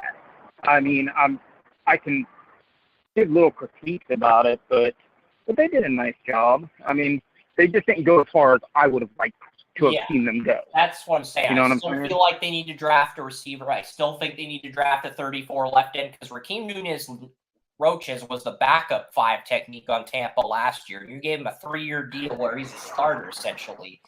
And you got Dane Belton replacing Julian Love at free safety. So these moves are okay, but they do not wow me as far as standouts go.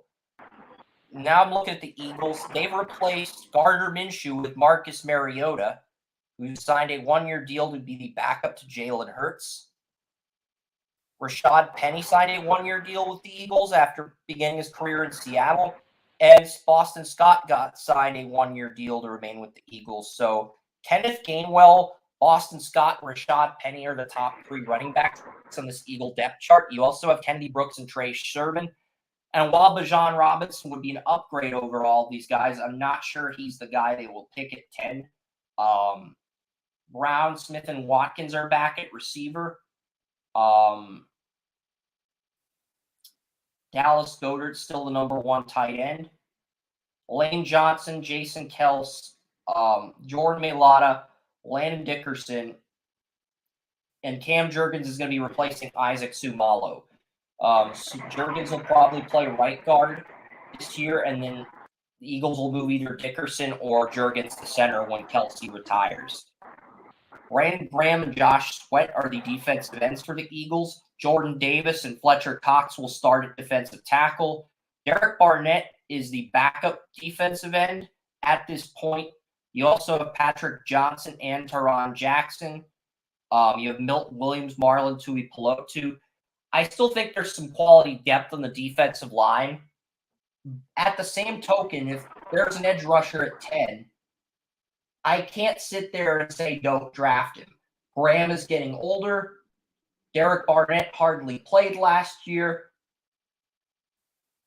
And outside of Josh Sweat, is there anybody at defensive end you're confident in long term? If Lucas Van Ness is there, he's someone to consider. You could also look at the Northwestern defensive end. There's a lot of players in play. And one area I think the Eagles haven't addressed yet is right outside linebacker. Nakobe Dean's going to take over for TJ Edwards. Hassan Reddick can play left outside linebacker. And Dean and Reddick works in nickel situations. If you're just using 2 linebackers for a nickel defense, Dean and Reddick works. But if you want to use 3 linebackers and blitz and use 2 corners, then you have to get another linebacker. And Sean Bradley and Nicholas Morrow are both stopgaps. Those are not guys that move the needle for me. Those are guys that are downgrades over Kazir White, in my honest opinion, Joey. So that's really the big issue I had with the Eagles. And the Eagles replaced their safety tandem of Marcus Epps and C.J. Gardner-Johnson with Terrell Edmonds and Justin Evans. So Edmonds and Justin Evans are both going to be competing for the strong safety job, and you also have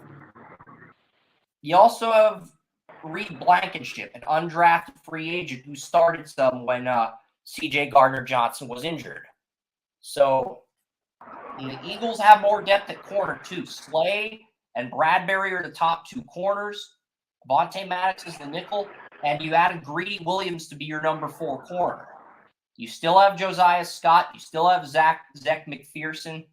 So you could argue that the Eagles have a little bit more depth at corner this year. At the same token, I feel like they are a lot weaker at safety. And you could argue if they want to run a 43 defense, they're going to need another outside linebacker. So that is why I can't sit here and say the Eagles are the best team in the NFC East. They still have some holes on the defense. I think their offense will have no problem picking up where it left off.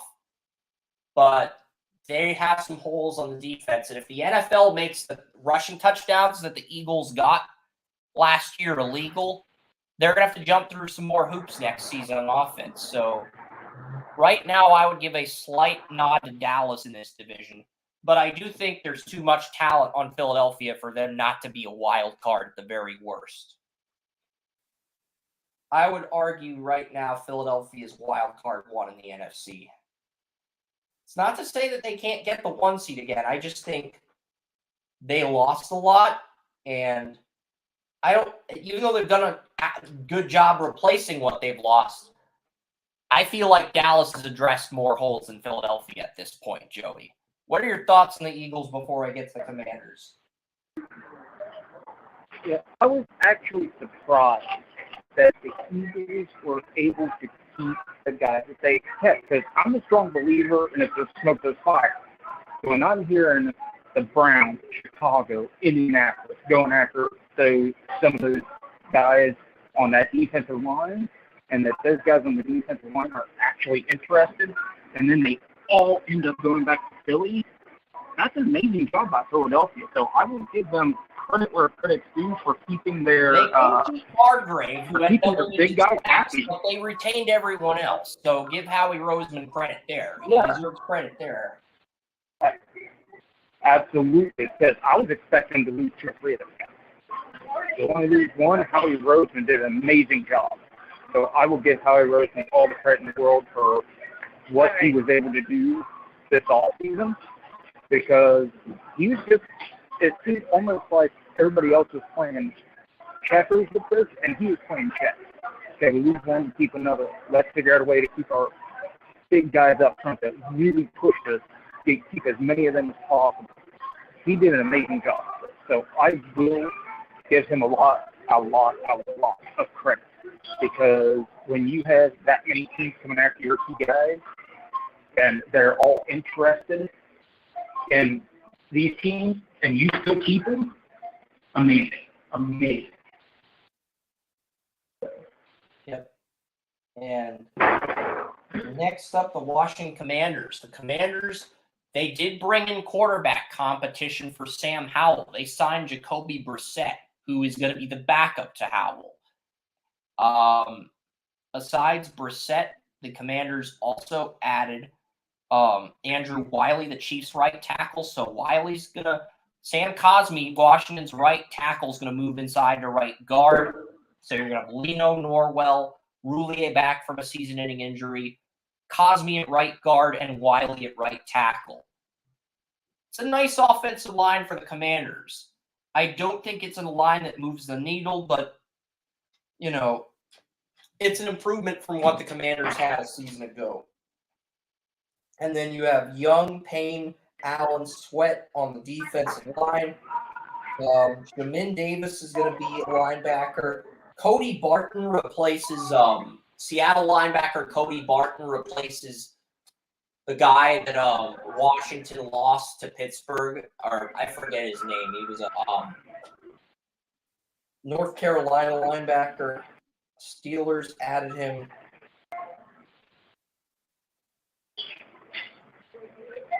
But yeah, because Washington had Cole Holcomb, and Cole Holcomb signed with Pittsburgh, so Washington replaces Cole Holcomb with Cody Barton. And I'm not exactly sure that's a move that helps the Commanders, because Jamin Davis is always a middle linebacker for me. He's listed as an outside linebacker, but I think Cody Barton's actually a downgrade over Cole Holcomb. And then I look at the secondary. And they've that move was made because they brought Walker from the Browns in for a interview in for a visit, and everybody that I had heard from said, that Washington's going to get a great one. Washington's going to get a great one. And they made the huge mistake. I don't know why teams do this, because it makes no sense to me. You got your guy. He's in the building. They let him go without a contract. He re-signs with the Browns. They let him out of the building. That would have been a major upgrade for them. And my guess is the Commanders wanted Anthony Walker for $2.5 million. They wanted him for $2 or $2.5 million because they only paid Cody Barton $3.5 million for 1 year. And Cody Barton is a downgrade over Cole Holcomb. But yeah, and Walker would have been an upgrade if nothing else due to his amazing leadership. Which is something that Washington because Cole Holcomb was a captain, but I think he would have been a serviceable replacement. Yeah. And Jamin Davis, Washington's first-round pick, I'm not sure if he's going to play at the weak side or at middle linebacker, but you don't really have anybody next to Jamin Davis at linebacker, and that's been one of the issues with Washington's run defense. I do like Cole Holcomb, but outside of Cole Holcomb and Jamin Davis, Washington didn't have any linebackers that could defend the run. And with Cole Holcomb gone, I think linebackers a liability now. Washington did sign Cameron Dantzler to complement Kendall Fuller, but Fuller and Dantzler are both number 2 corners for me. I think both guys are number 2 corners. And that's one of the big reasons why Washington has struggled. Now, Fuller did have a better season this year compared to 2021 when Washington ranked 32nd pass defense. But I think Fuller and Dantzler are both number 2 corners. And outside of... Fuller's a nice player. Dantzler, I'm not so sure. But I know Fuller is a really nice player. Dantzler was Vikings' number 2 corner last year. He's number 2. So Washington's going to have him play as the number 2 corner to Fuller. And I like Fuller as a number 2 corner, but Washington plays Fuller as a number 1 corner. And Fuller can have some nice plays from time to time. I'm just saying personally, I like Fuller better as a number 2 corner. And the Rick Forrest looked good against Jacksonville, but he kind of fizzled after that. And I feel like Washington's a team that needs upgrades everywhere on the secondary. So, and they've still neglected that for the second or third year in a row. It's not that I don't like Dantzler. It's just Dantzler didn't make it through his rookie contract. What does that tell you? He's a stopgap. He couldn't make it through his rookie contract with Minnesota. That tells me a lot.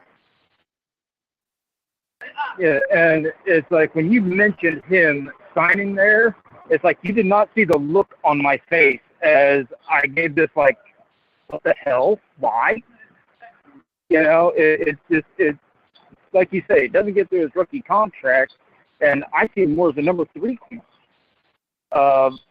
You know, you say you see him as more of number 2. I see him more as a number 3. So why? I don't understand what they were thinking. Did they think he was going to be an upgrader or something? So, you know, they just seem like they had botched the entire offseason.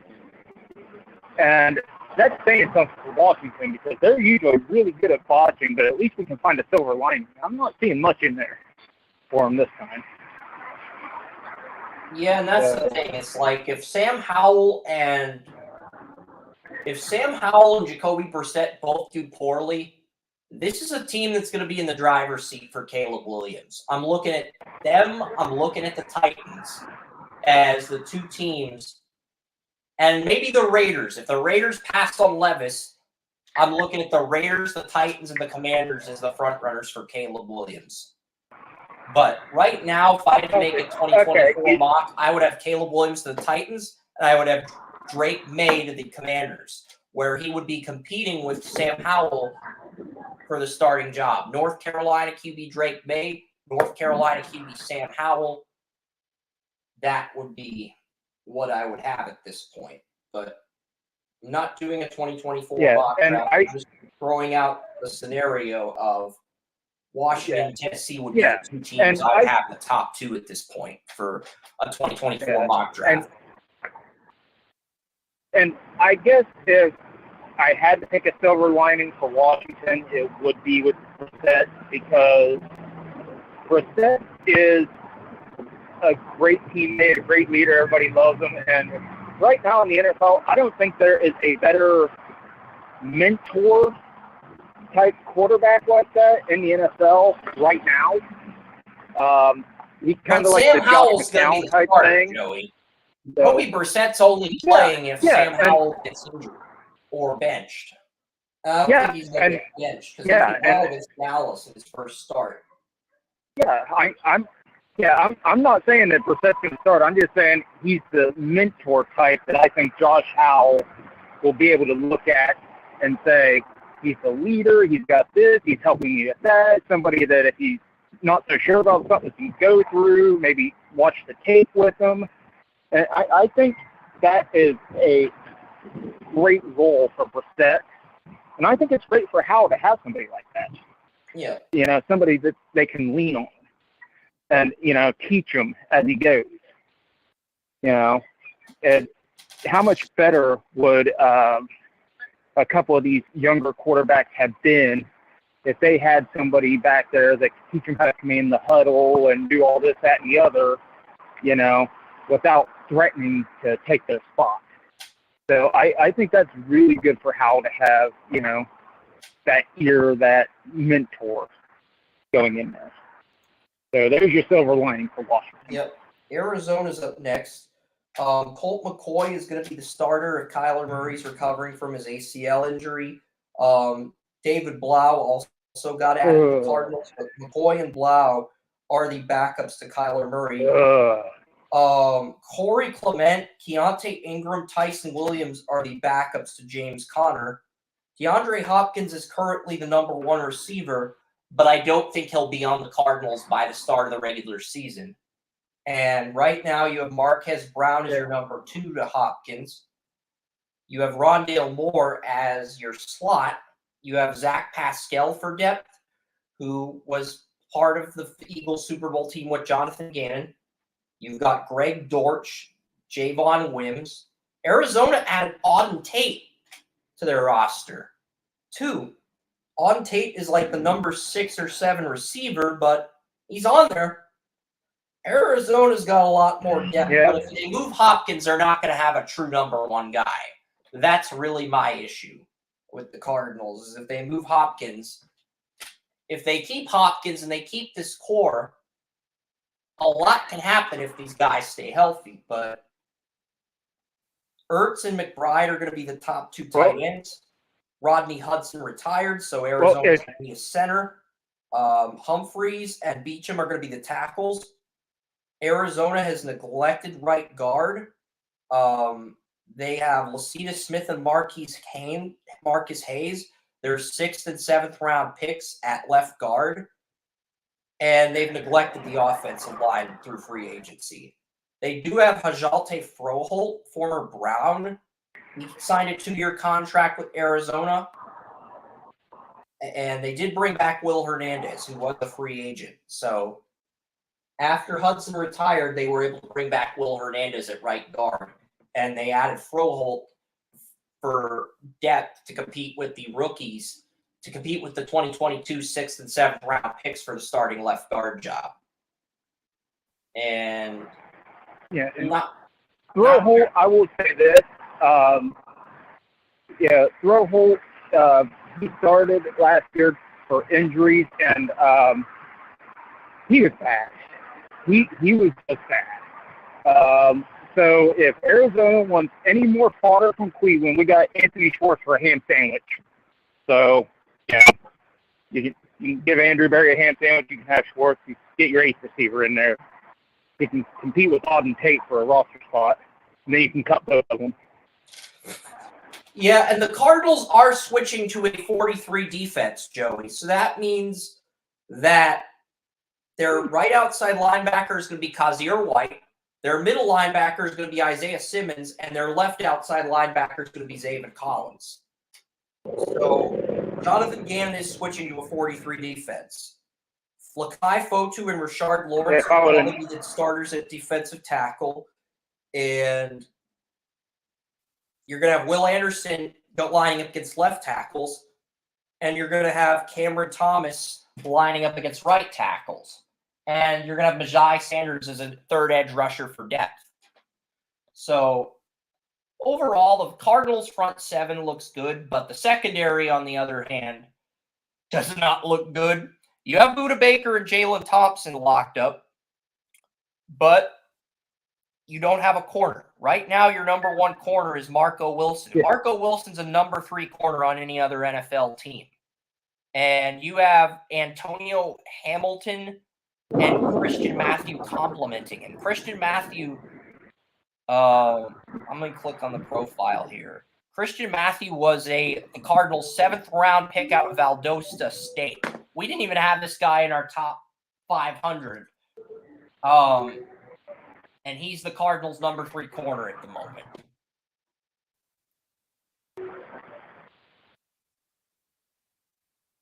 Yeah, that's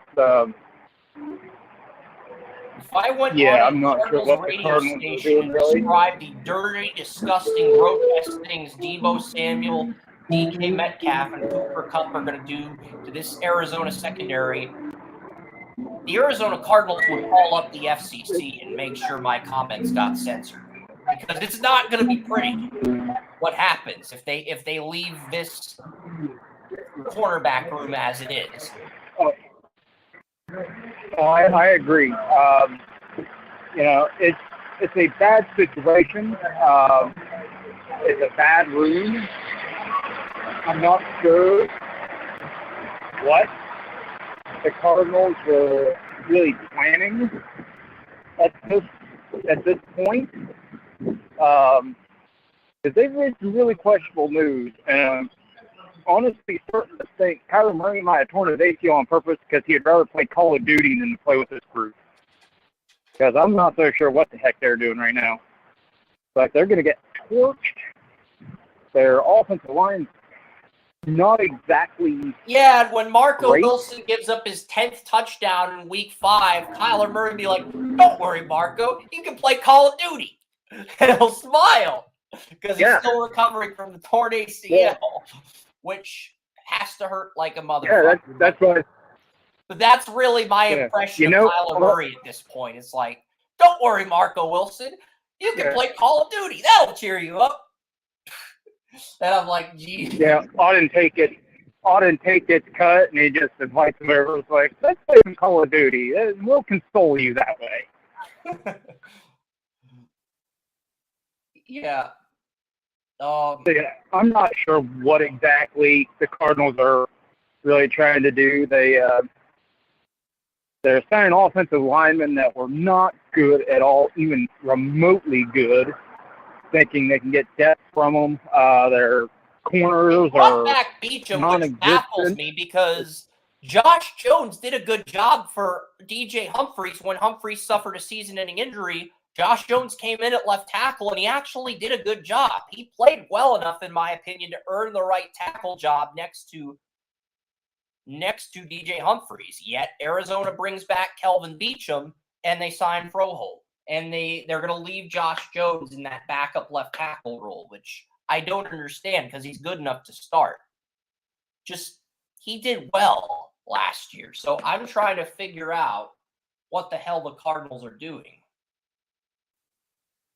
I'm not sure either. It is kind of baffling because the guys they brought in are barely backup worthy. Some of them might be XFL worthy.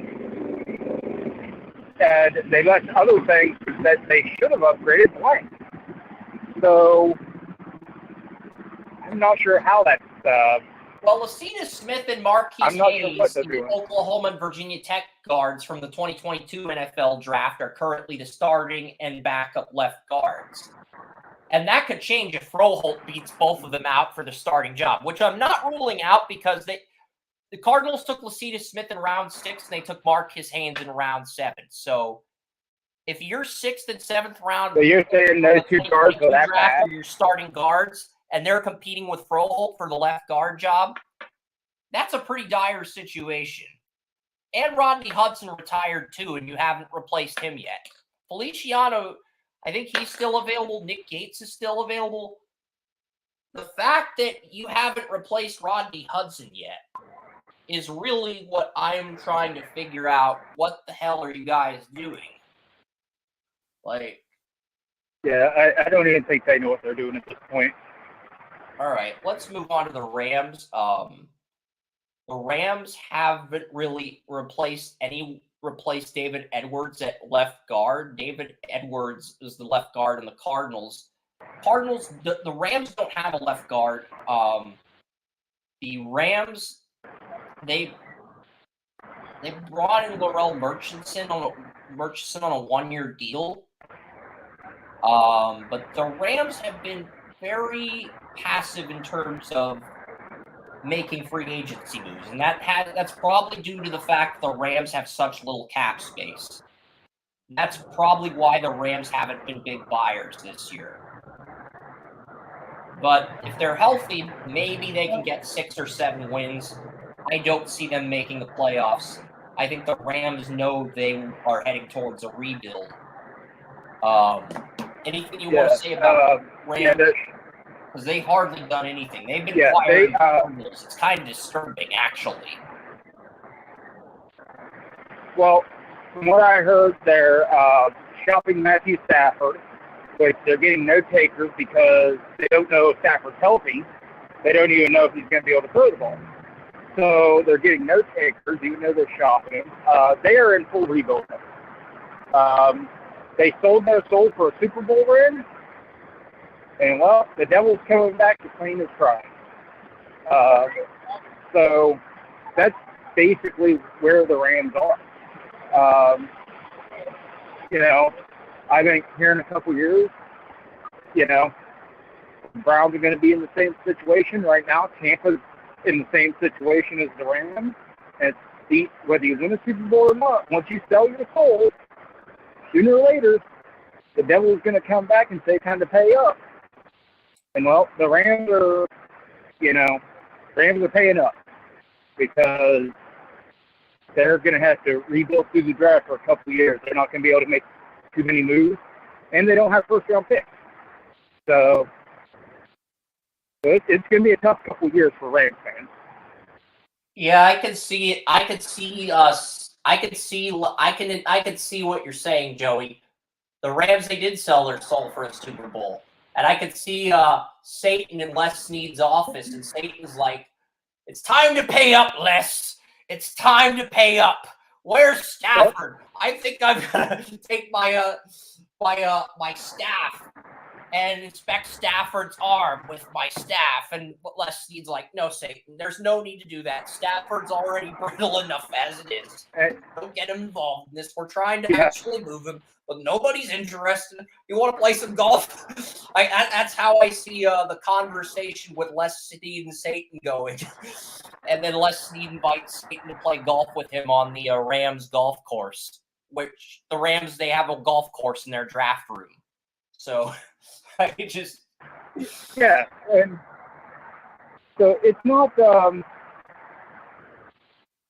ideal situation, but the Rams are probably going to finish last in the division, if not just this year, maybe a couple of years. And I wouldn't be surprised if in the second round they might just draft a quarterback.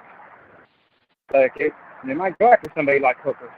I mean, the person who picked for the Rams in our group mock took Jake Haener in the 3rd round.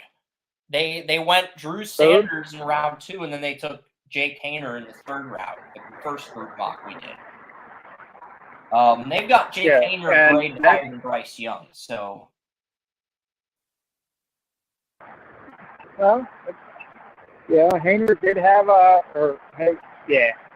he was highly rated before the season started. So, I mean, that's not far-fetched.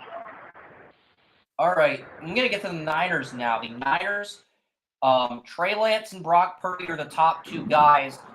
And replacing Jimmy Garoppolo, former Jets and Panthers quarterback Sam Darnold.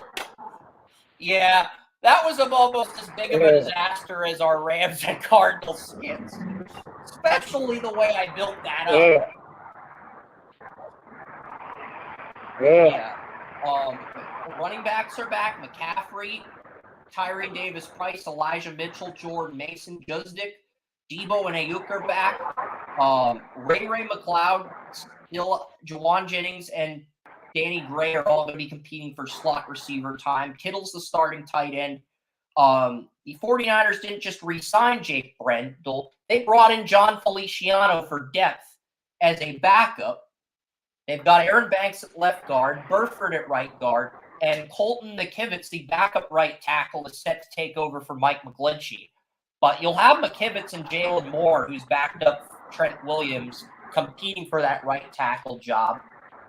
It is possible the Niners draft an offensive tackle, too.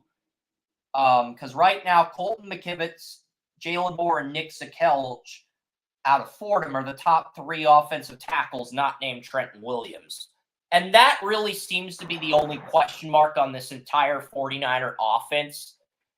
And given Colton McKivitz's experience at right tackle, I'm willing to look past that for now. Defensively, you added Javon Hargrave to pair with Eric Armstead at defensive tackle. You've got Kinlaw for depth. You've added Clellan Ferrell to compete with Drake Jackson. And you added Austin Bryant as well in a 1-year deal to compete with Drake Jackson. I think Drake Jackson wins that starting job, but Ferrell and Bryant, some nice depth pieces. Fred Warner and Dre Greenlaw will start at linebacker for the Niners. Charvarius Ward is the number 1 corner for San Francisco. San Francisco signed Isaiah Oliver to be their number 2 corner to Ward. I love that move.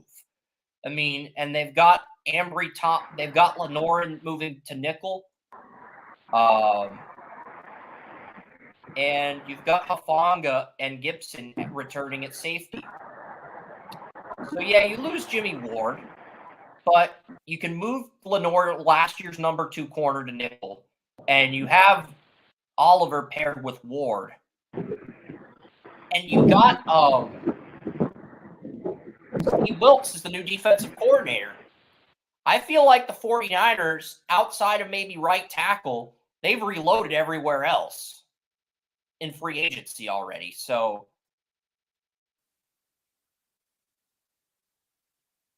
I mean, right now, I would rank the teams as Dallas 1, Detroit 2, San Francisco 3, New Orleans 4. And that's only because the Niners haven't reloaded at right tackle. If they got someone at right tackle in free agency, I would probably put the Niners ahead of Detroit.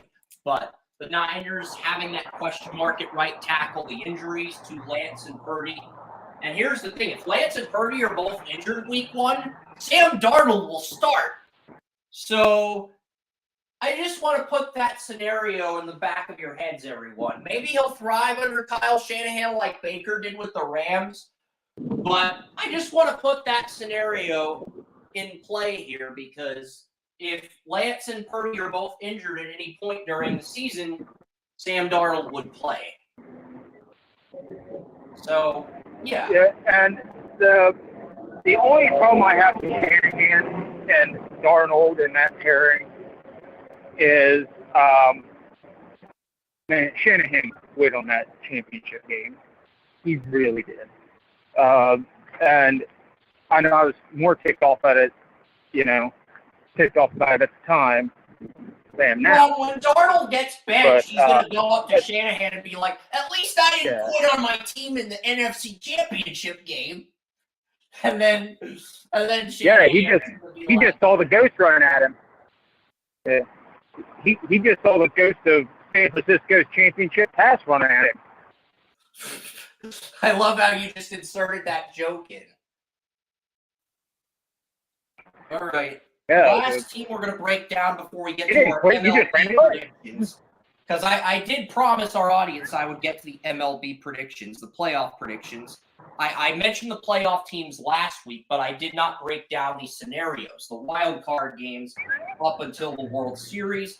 Seattle, they brought back DJ Dallas, Eskridge, Derek Young, Kenny Johnson, Disley, Fant, Parkinson are back. They did get rid of Gabe Jackson. They cut Gabe Jackson to save cap space. And Kyle Fuller is no longer on the team. So upgrades at center and right guard need to be made. Draymond Jones and Jerron Reed are the new starters at 34 right end and 34 left end, Joey. So Seattle getting Jerron Reed and Draymond Jones as their new starters. And Brian Moan, the backup nose tackle, got re-signed.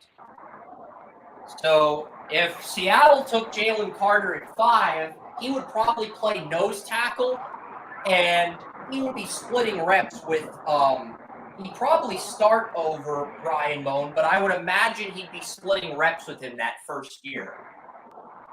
And then you'd have Nwosu, Taylor, and Boy Mafe at edge rusher. And Seattle replaced Cody Barton with Devin Bush, who got benched by the Steelers, which is almost as bad as the Commanders replacing Cole Holcomb with the linebacker they signed. I already forget who they signed, but the Commanders replaced. That should tell you enough right there. The Commanders replaced Cole Holcomb with. I'll look it up. With Cody Barton, which I felt like was just as bad of a move as Seattle replacing Cody Barton with Devin Bush. I think both teams downgraded at linebacker, but did so to save cap space. Because they're not exactly sure the linebackers in this draft will be long-term replacements. Julian Love, not only did Seattle re-sign Ryan Neal, the backup to Jamal Adams, they also added Julian Love for depth behind Quandre Diggs. So Seattle's safety depth with Adams back is going to be even better than it was a season ago. And you're going to have Woolen and Kobe Bryant as your top two corners. You did lose Artie Burns. You did lose Michael Jack. Oh, Michael Jackson's still under contract for 1 more year. So Seattle has all their corners back. Okay. So what is your impression of Seattle? I think just maybe upgrading the offensive line and the defensive line because you let your starter, you cut your nose tackle Al Woods, but you re-sign the backup nose tackle. So maybe get another edge rusher, get a nose tackle, and fix the offensive line, and then maybe get a quarterback at some point in this draft to develop under Geno Smith. Yeah, I really like the signings at defensive end, but I think those guys are more fit for a backup role than a starter role. So that doesn't rule out them taking an edge rusher, and this draft is pretty deep, especially in the first 2 rounds. Darrell Taylor Jr. and Nwosu both had 9.5 sacks, and Boy Mafe started some games last year. But again, they don't have that 10 plus sack artist guy. So until you get that guy, I think you have to keep drafting edge rushers.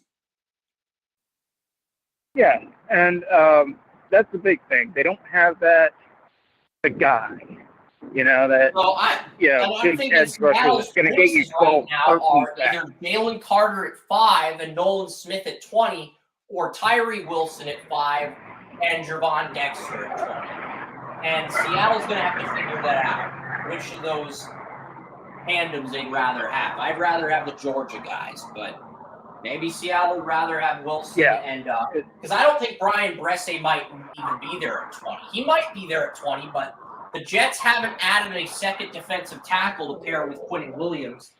I'm almost certain the Jets are going to draft a defensive tackle at 13 if they avoid trading that pick to Green Bay.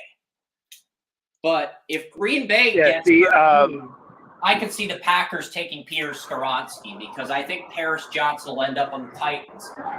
And if the Jets get 13, they'll essentially end up screwing the Patriots out of Skoronski because Skoronski's grandfather played for the Packers. So it's I'm not even sure. Skoronski, though, he could potentially end up going in the top 10. I mean, he's a big, strong. He's a hawk. He got knocked on his ass against pro day. Iowa. But outside of that one play by Van Ness, he was brilliant pass protection. Now, he has a tendency to hug defenders on running plays, and his arms are shorter than Rashawn Slater's. And everybody thought Slater was a top 10 pick, and he fell to the Chargers at 17. I won't be surprised if Slater falls, if Skoronski falls to Tampa at 19. That would not surprise me at all. Yeah. But I think he ends up on New England at 4. I put him in that 12 to 15 range, but I could see him going higher. But like you said, he could also fall down closer to 20. Yeah, the Falcons re-signed Caleb he's got a McGarry. nice range there. The Falcons brought back Caleb McGarry at right tackle, so I've ruled them out as a team. If the Raiders are happy with Thayer Munford at right tackle, they won't draft a right tackle. So that really leaves the Titans at 11 because the Eagles re-signed Lane Johnson to a 3-year deal. So unless the Bears take an offensive lineman at 9, and I have the Bears going edge rusher because I'm confident Braxton Jones at left tackle. He finished in the top 20 on Pro Football Focus despite being a 5th-round pick. So, no, I'm not going to keep it simple, stupid, and upgrade Fields' blind side when his blind side played well enough to warrant a 2nd year. Now, right tackle's an area they can the blind side plays well. He was 18 the blind side plays well and shows a bit of upside. Focus as a rookie, as a 5th-round rookie. You don't replace that guy when he plays that well. No. But right tackle could be upgraded. If you end up getting a gem. Yeah. Especially if you get a gem in the 5th round, that contract, he's not going to make over $2 million his entire rookie contract. You don't just upgrade that. You get a gem for that little, you keep that. You keep that. Yeah. That's hard to find. Yeah. All right. So we pretty much broke down my top. I guess the 7th NFC team will be to be decided because I think the top 6 are pretty much set in stone: Dallas, Detroit, San Francisco, New Orleans, Philadelphia, Carolina. But that number 7 team in the NFC, I think we're going to need to see the draft play itself out. It's kind of like with the AFC wild cards. You've got Pittsburgh, the Jets if they get Aaron Rodgers, the Browns, the Patriots, maybe the Broncos with the additions they've made. In Miami, in Baltimore if they keep Lamar Jackson in that race for number 7. I don't think Baltimore or Miami gets it, but you know what? We'll revisit this conversation after the draft. I'm going to shift gears now to the MLB playoff picture, and got my seedings here. 3 versus 6 matchup is the Angels versus the Mariners. I'm taking the Mariners in this matchup. The Angels do have some star power, though, with Trout and Ohtani, but I'm taking the Mariners. The Mariners lost in the divisional round after winning the wild card round. I think they'll win the wild card round again. And they had to go on the road to Toronto to win in the wild card round. I think they win in the wild card round with home field. And the Mariners end up knocking out the Angels. Now, Rays-Astros was tough. I was going to pick Houston to win this series as the 4 seed, but I'm shifting gears to Tampa. On Monday, Jeff Passan of ESPN reported that Astros second baseman Jose Altuve broke his thumb. He is going to be out 2 months. I almost considered flipping Houston and the Angels, but I'm not that crazy. But that injury right there is going to be what keeps the Astros from winning the division this year, because Altuve's been Houston's most experienced batter. Even when Carlos Correa was a rookie, the guy showing him the ropes was Jose Altuve. And Correa's not even on the Astros anymore. But the fact that Altuve's out for 2 months, that is a huge baseball injury. That's probably the first big injury of the 2023 MLB season, if we're being realistic, Joey. So assuming Altuve is not 100% for that wild card game, which could be a possibility, I've got the Rays beating Houston, and there will be a new World Series champion in 2023. So those are my AL winners. You want to break down the Altuve injury before I get to the NL games? Yeah, that's a devastating loss. Players like that are invaluable, especially when you're getting close. When you're either opening the season or getting to the close of the season, because you want the guys there during crunch time, but you also want to get your team off to a fast start. So, I mean, I always feel worse. I never feel as bad when the injury happens in the middle of the season because you got time to recover. It's a long season, a lot of games. But at the beginning and the end, when you really need to have the momentum, that's where I feel really, really bad for him and the team at this point because he is such a big part of it. And, you know, in what'd you say it was, 2 months? Yeah. 2 to 3 months? That's tough. That's really tough.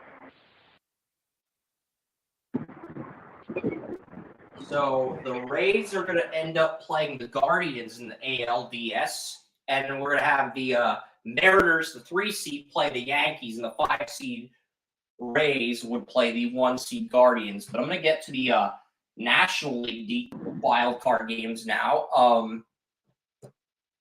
My 4-5 matchup is the Mets and Dodgers, and I have the Mets beating the Dodgers.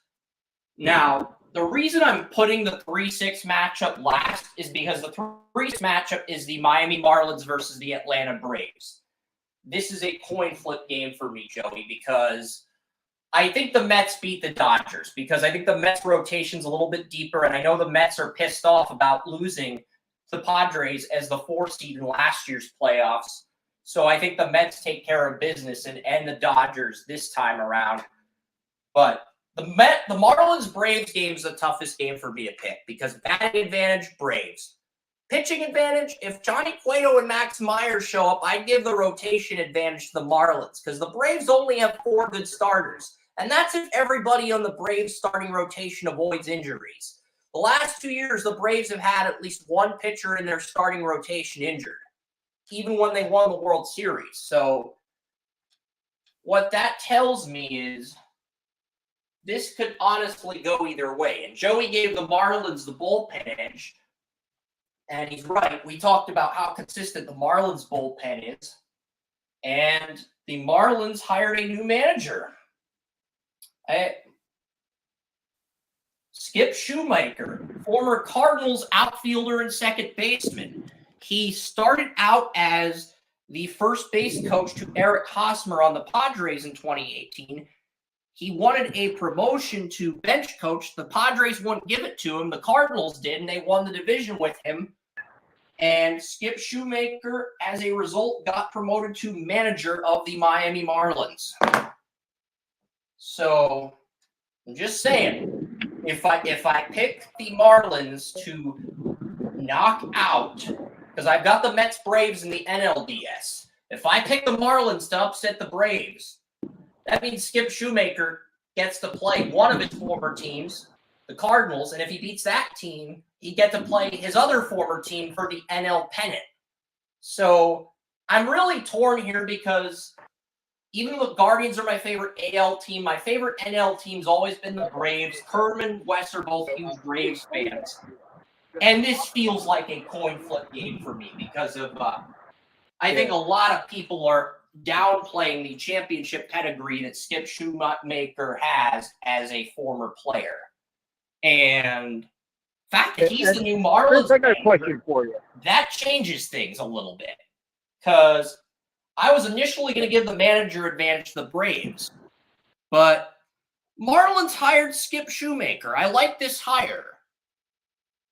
I mean, I can't say I love it, but I feel extremely optimistic about this hire. Because I got a question for you. Who is your favorite bench coach of all time? Because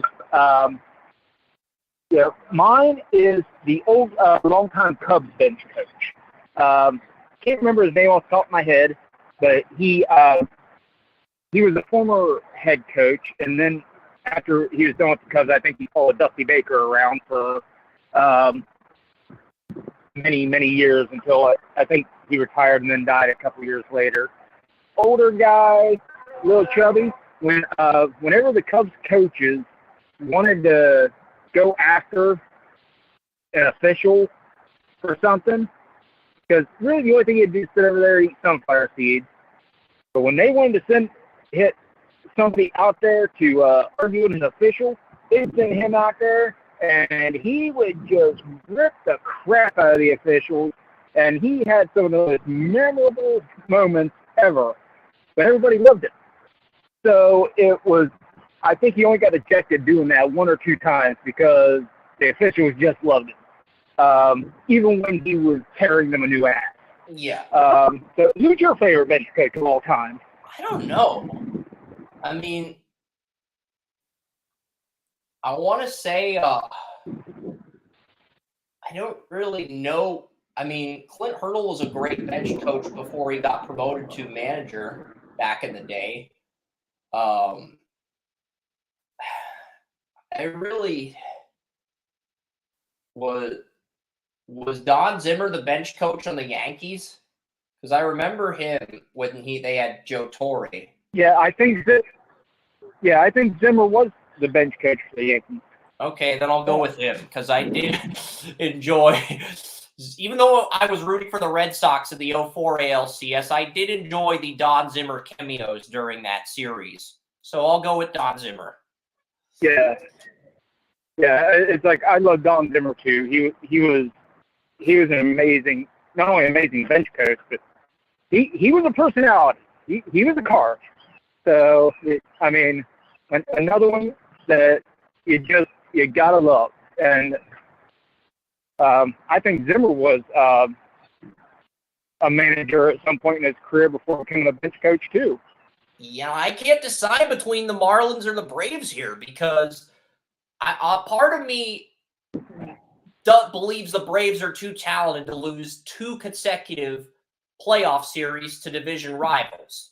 Another part of me thinks the Marlins just might have enough pieces to win this wild card series in 3 games against the Braves. And whoever wins this series is going to beat the Cardinals in the next round. But I cannot pick the winner of this series for the life of me, Joey, because it really does feel like a coin flip. When you take the fact the Marlins, if they're fully healthy, they would have a slight nod over the Braves in the starting rotation. They'd also have the bullpen advantage. But you could argue the Braves. Yeah, but aren't those the best? Yeah, but aren't those the best series to watch when you can't decide which one's going to win? Just go in there and have fun. Yeah, if we pick the Braves, we'll get another Braves-Cardinals rematch. But if we pick the Marlins, we get to see Skip Shoemaker, the former bench coach of the Cardinals, face his former team in the NLDS. So screw it. I'm taking the Marlins to knock out the Braves. I'll probably end up regretting this. But, frick it. Well, it's like you took a page out of my playbook there. It's like, can't decide? Well, let's make a revenge game. So, That was pretty much. You took a page out of my playbook on that one. Yep. I've got the Guardians sweeping the Rays, so it'll be the Guardians hosting the ALCS. And I've got this Mariners-Yankees series going to 5 games with the Yankees winning. But if you're a Guardians fan, you want the Mariners and Yankees meeting in the ALDS because going from Seattle to New York for travel is a motherfucker. And if that series goes to 5 games, those 2 teams will fatigue each other out while you rest. So I'm taking the Yankees in 5, but I know last year Joey had the Mariners making it to the ALCS against the Guardians. So yeah, it's like right now, I'm debating because I think maybe, believe it or not, the Guardians may be the most talented team right now. In the, I was gonna say in their division, I meant in their conference. The Guardians are the So, 1 seed. I mean, I made know that's them the 1 seed. I considered making the Yankees the 2 seed, but with the injuries the Yankees have this early, I went towards the Guardians.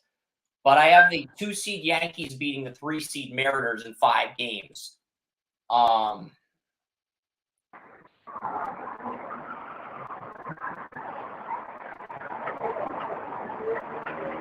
So the first matchup, Marlins and Cardinals. I have the Marlins winning that series and knocking out the Cardinals because I don't trust anyone in this rotation outside of Adam Wainwright. But Wainwright is the only pitcher on the Cardinals with an ERA of over 4.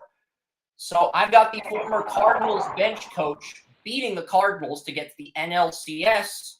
And I've got the San Diego Padres defeating the Mets in a rematch of last year's wild card series, setting up a Marlins versus Padres NLCS and a Yankees versus Guardians ALCS. And I have the Guardians in 7, and I've got the Padres in 5 games over the Marlins. I think the Padres remember what the Phillies did last year when they had home field. And they're going to have Fernando Tatis Jr. back from steroid usage this time around. And that's the thing. The Padres got to the NLCS without their best batter, Fernando Tatis Jr. They will have him back this time around. And the Padres manager is Bob Melvin, who did fantastic with the Athletics. Bob Melvin took the Athletics to the playoffs 6 different occasions. So, as a manager, he took the Athletics to the playoffs on 6 different occasions in 11 years. And the Athletics had a limited payroll, largely due to Billy Beane's Moneyball strategy. So, he had less say in Oakland than he does in San Diego. He has more input with the front office in San Diego. And just looking at what he's done over the years, he led the Diamondbacks to the 2007 NLCS. Then he got fired the following year, following an 82-80 season with the Diamondbacks. And then he started 12-17 in 2019 before getting fired. And he got the Athletics to the ALDS twice in 2012 and 2013, lost the 2014 AL wild card, lost the 2018 AL wild card, lost the 2019 AL wild card, and then lost the 2020 ALDS to the Astros. So, and that was with the Athletics. 6 times in 11 years, Bob Melvin led the Athletics to the playoffs.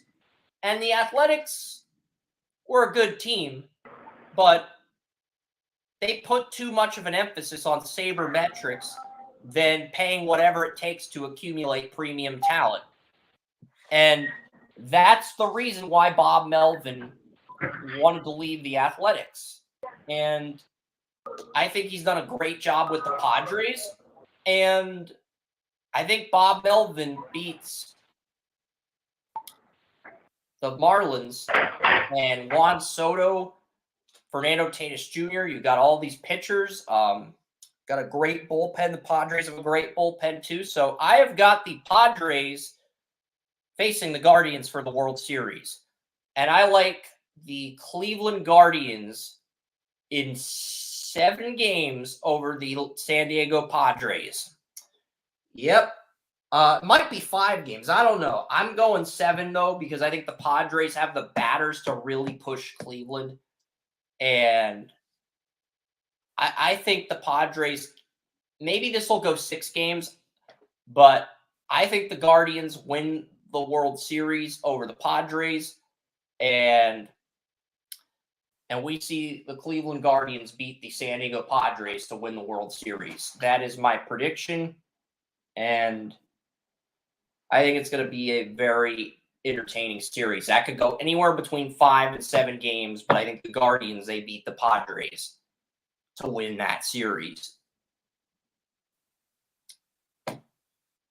You got a different NL winner in mind, Joey? Or I know it's early. I've got one more baseball headline before we wrap up.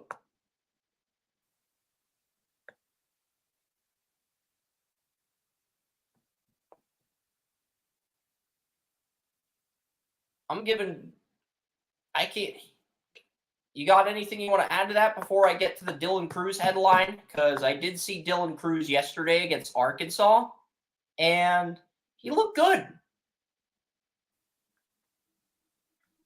I mean, he struck out against Arkansas, but, I mean, Dylan Cruz, Pirates were at LSU's game yesterday, and Dylan Cruz, he's going to play on SEC Network at 2 p.m. Eastern, so you can watch that game on SEC Network. You also get the Galaxy in Portland at 4:30 before the Elite Eight games on TBS tonight. And so there's a lot of sports on. There's college baseball, there's MLS, and there's a few March Madness games tonight. So it should be, and they're all on at different times. So it should be a very exciting Saturday evening. The Penguins play the Capitals on ABC. That is a nationally televised game. So you get Crosby versus Ovechkin on ABC if you'd rather watch hockey over college basketball, the Elite Eight. If you don't get TBS, you get that. I mean, there's some good stuff on TV tonight, but any thoughts? I mean, Dylan Cruz, I'll look at his numbers really quickly before we sign off, because he is the projected number 1 pick. And just mentioning what he did yesterday isn't enough. I want to mention what he's done so far in 2023. And Dylan Cruz, so far in 2023, Dylan Cruz has 7 home runs after having 22 as a sophomore, 27 RBIs. He's batting .521 compared to .349 from last year. He didn't get a lot of hits yesterday, but he's still batting .521, and he's had a phenomenal season. And Pirates were at Dylan Cruz's game yesterday against Arkansas, a big SEC showdown between number 5 and number 1. And I got to see some of that game after the Will Levis Pro Day. So I appreciate the SEC Network hooking me up with that game. Joey, anything you want to add? I mean, next week's going to be April Fool's Day. I might work on some of the mock and get Joey's input on some of the picks as an April Fool's Day type thing. We're also starting the group mock on Friday, the 7-round group mock. That's not an April Fool's joke. We're actually starting that this Friday. Oren said, let's start that March 31st. So the group mock will officially be... Are you still on the air, Joey? Because I haven't been able to hear you.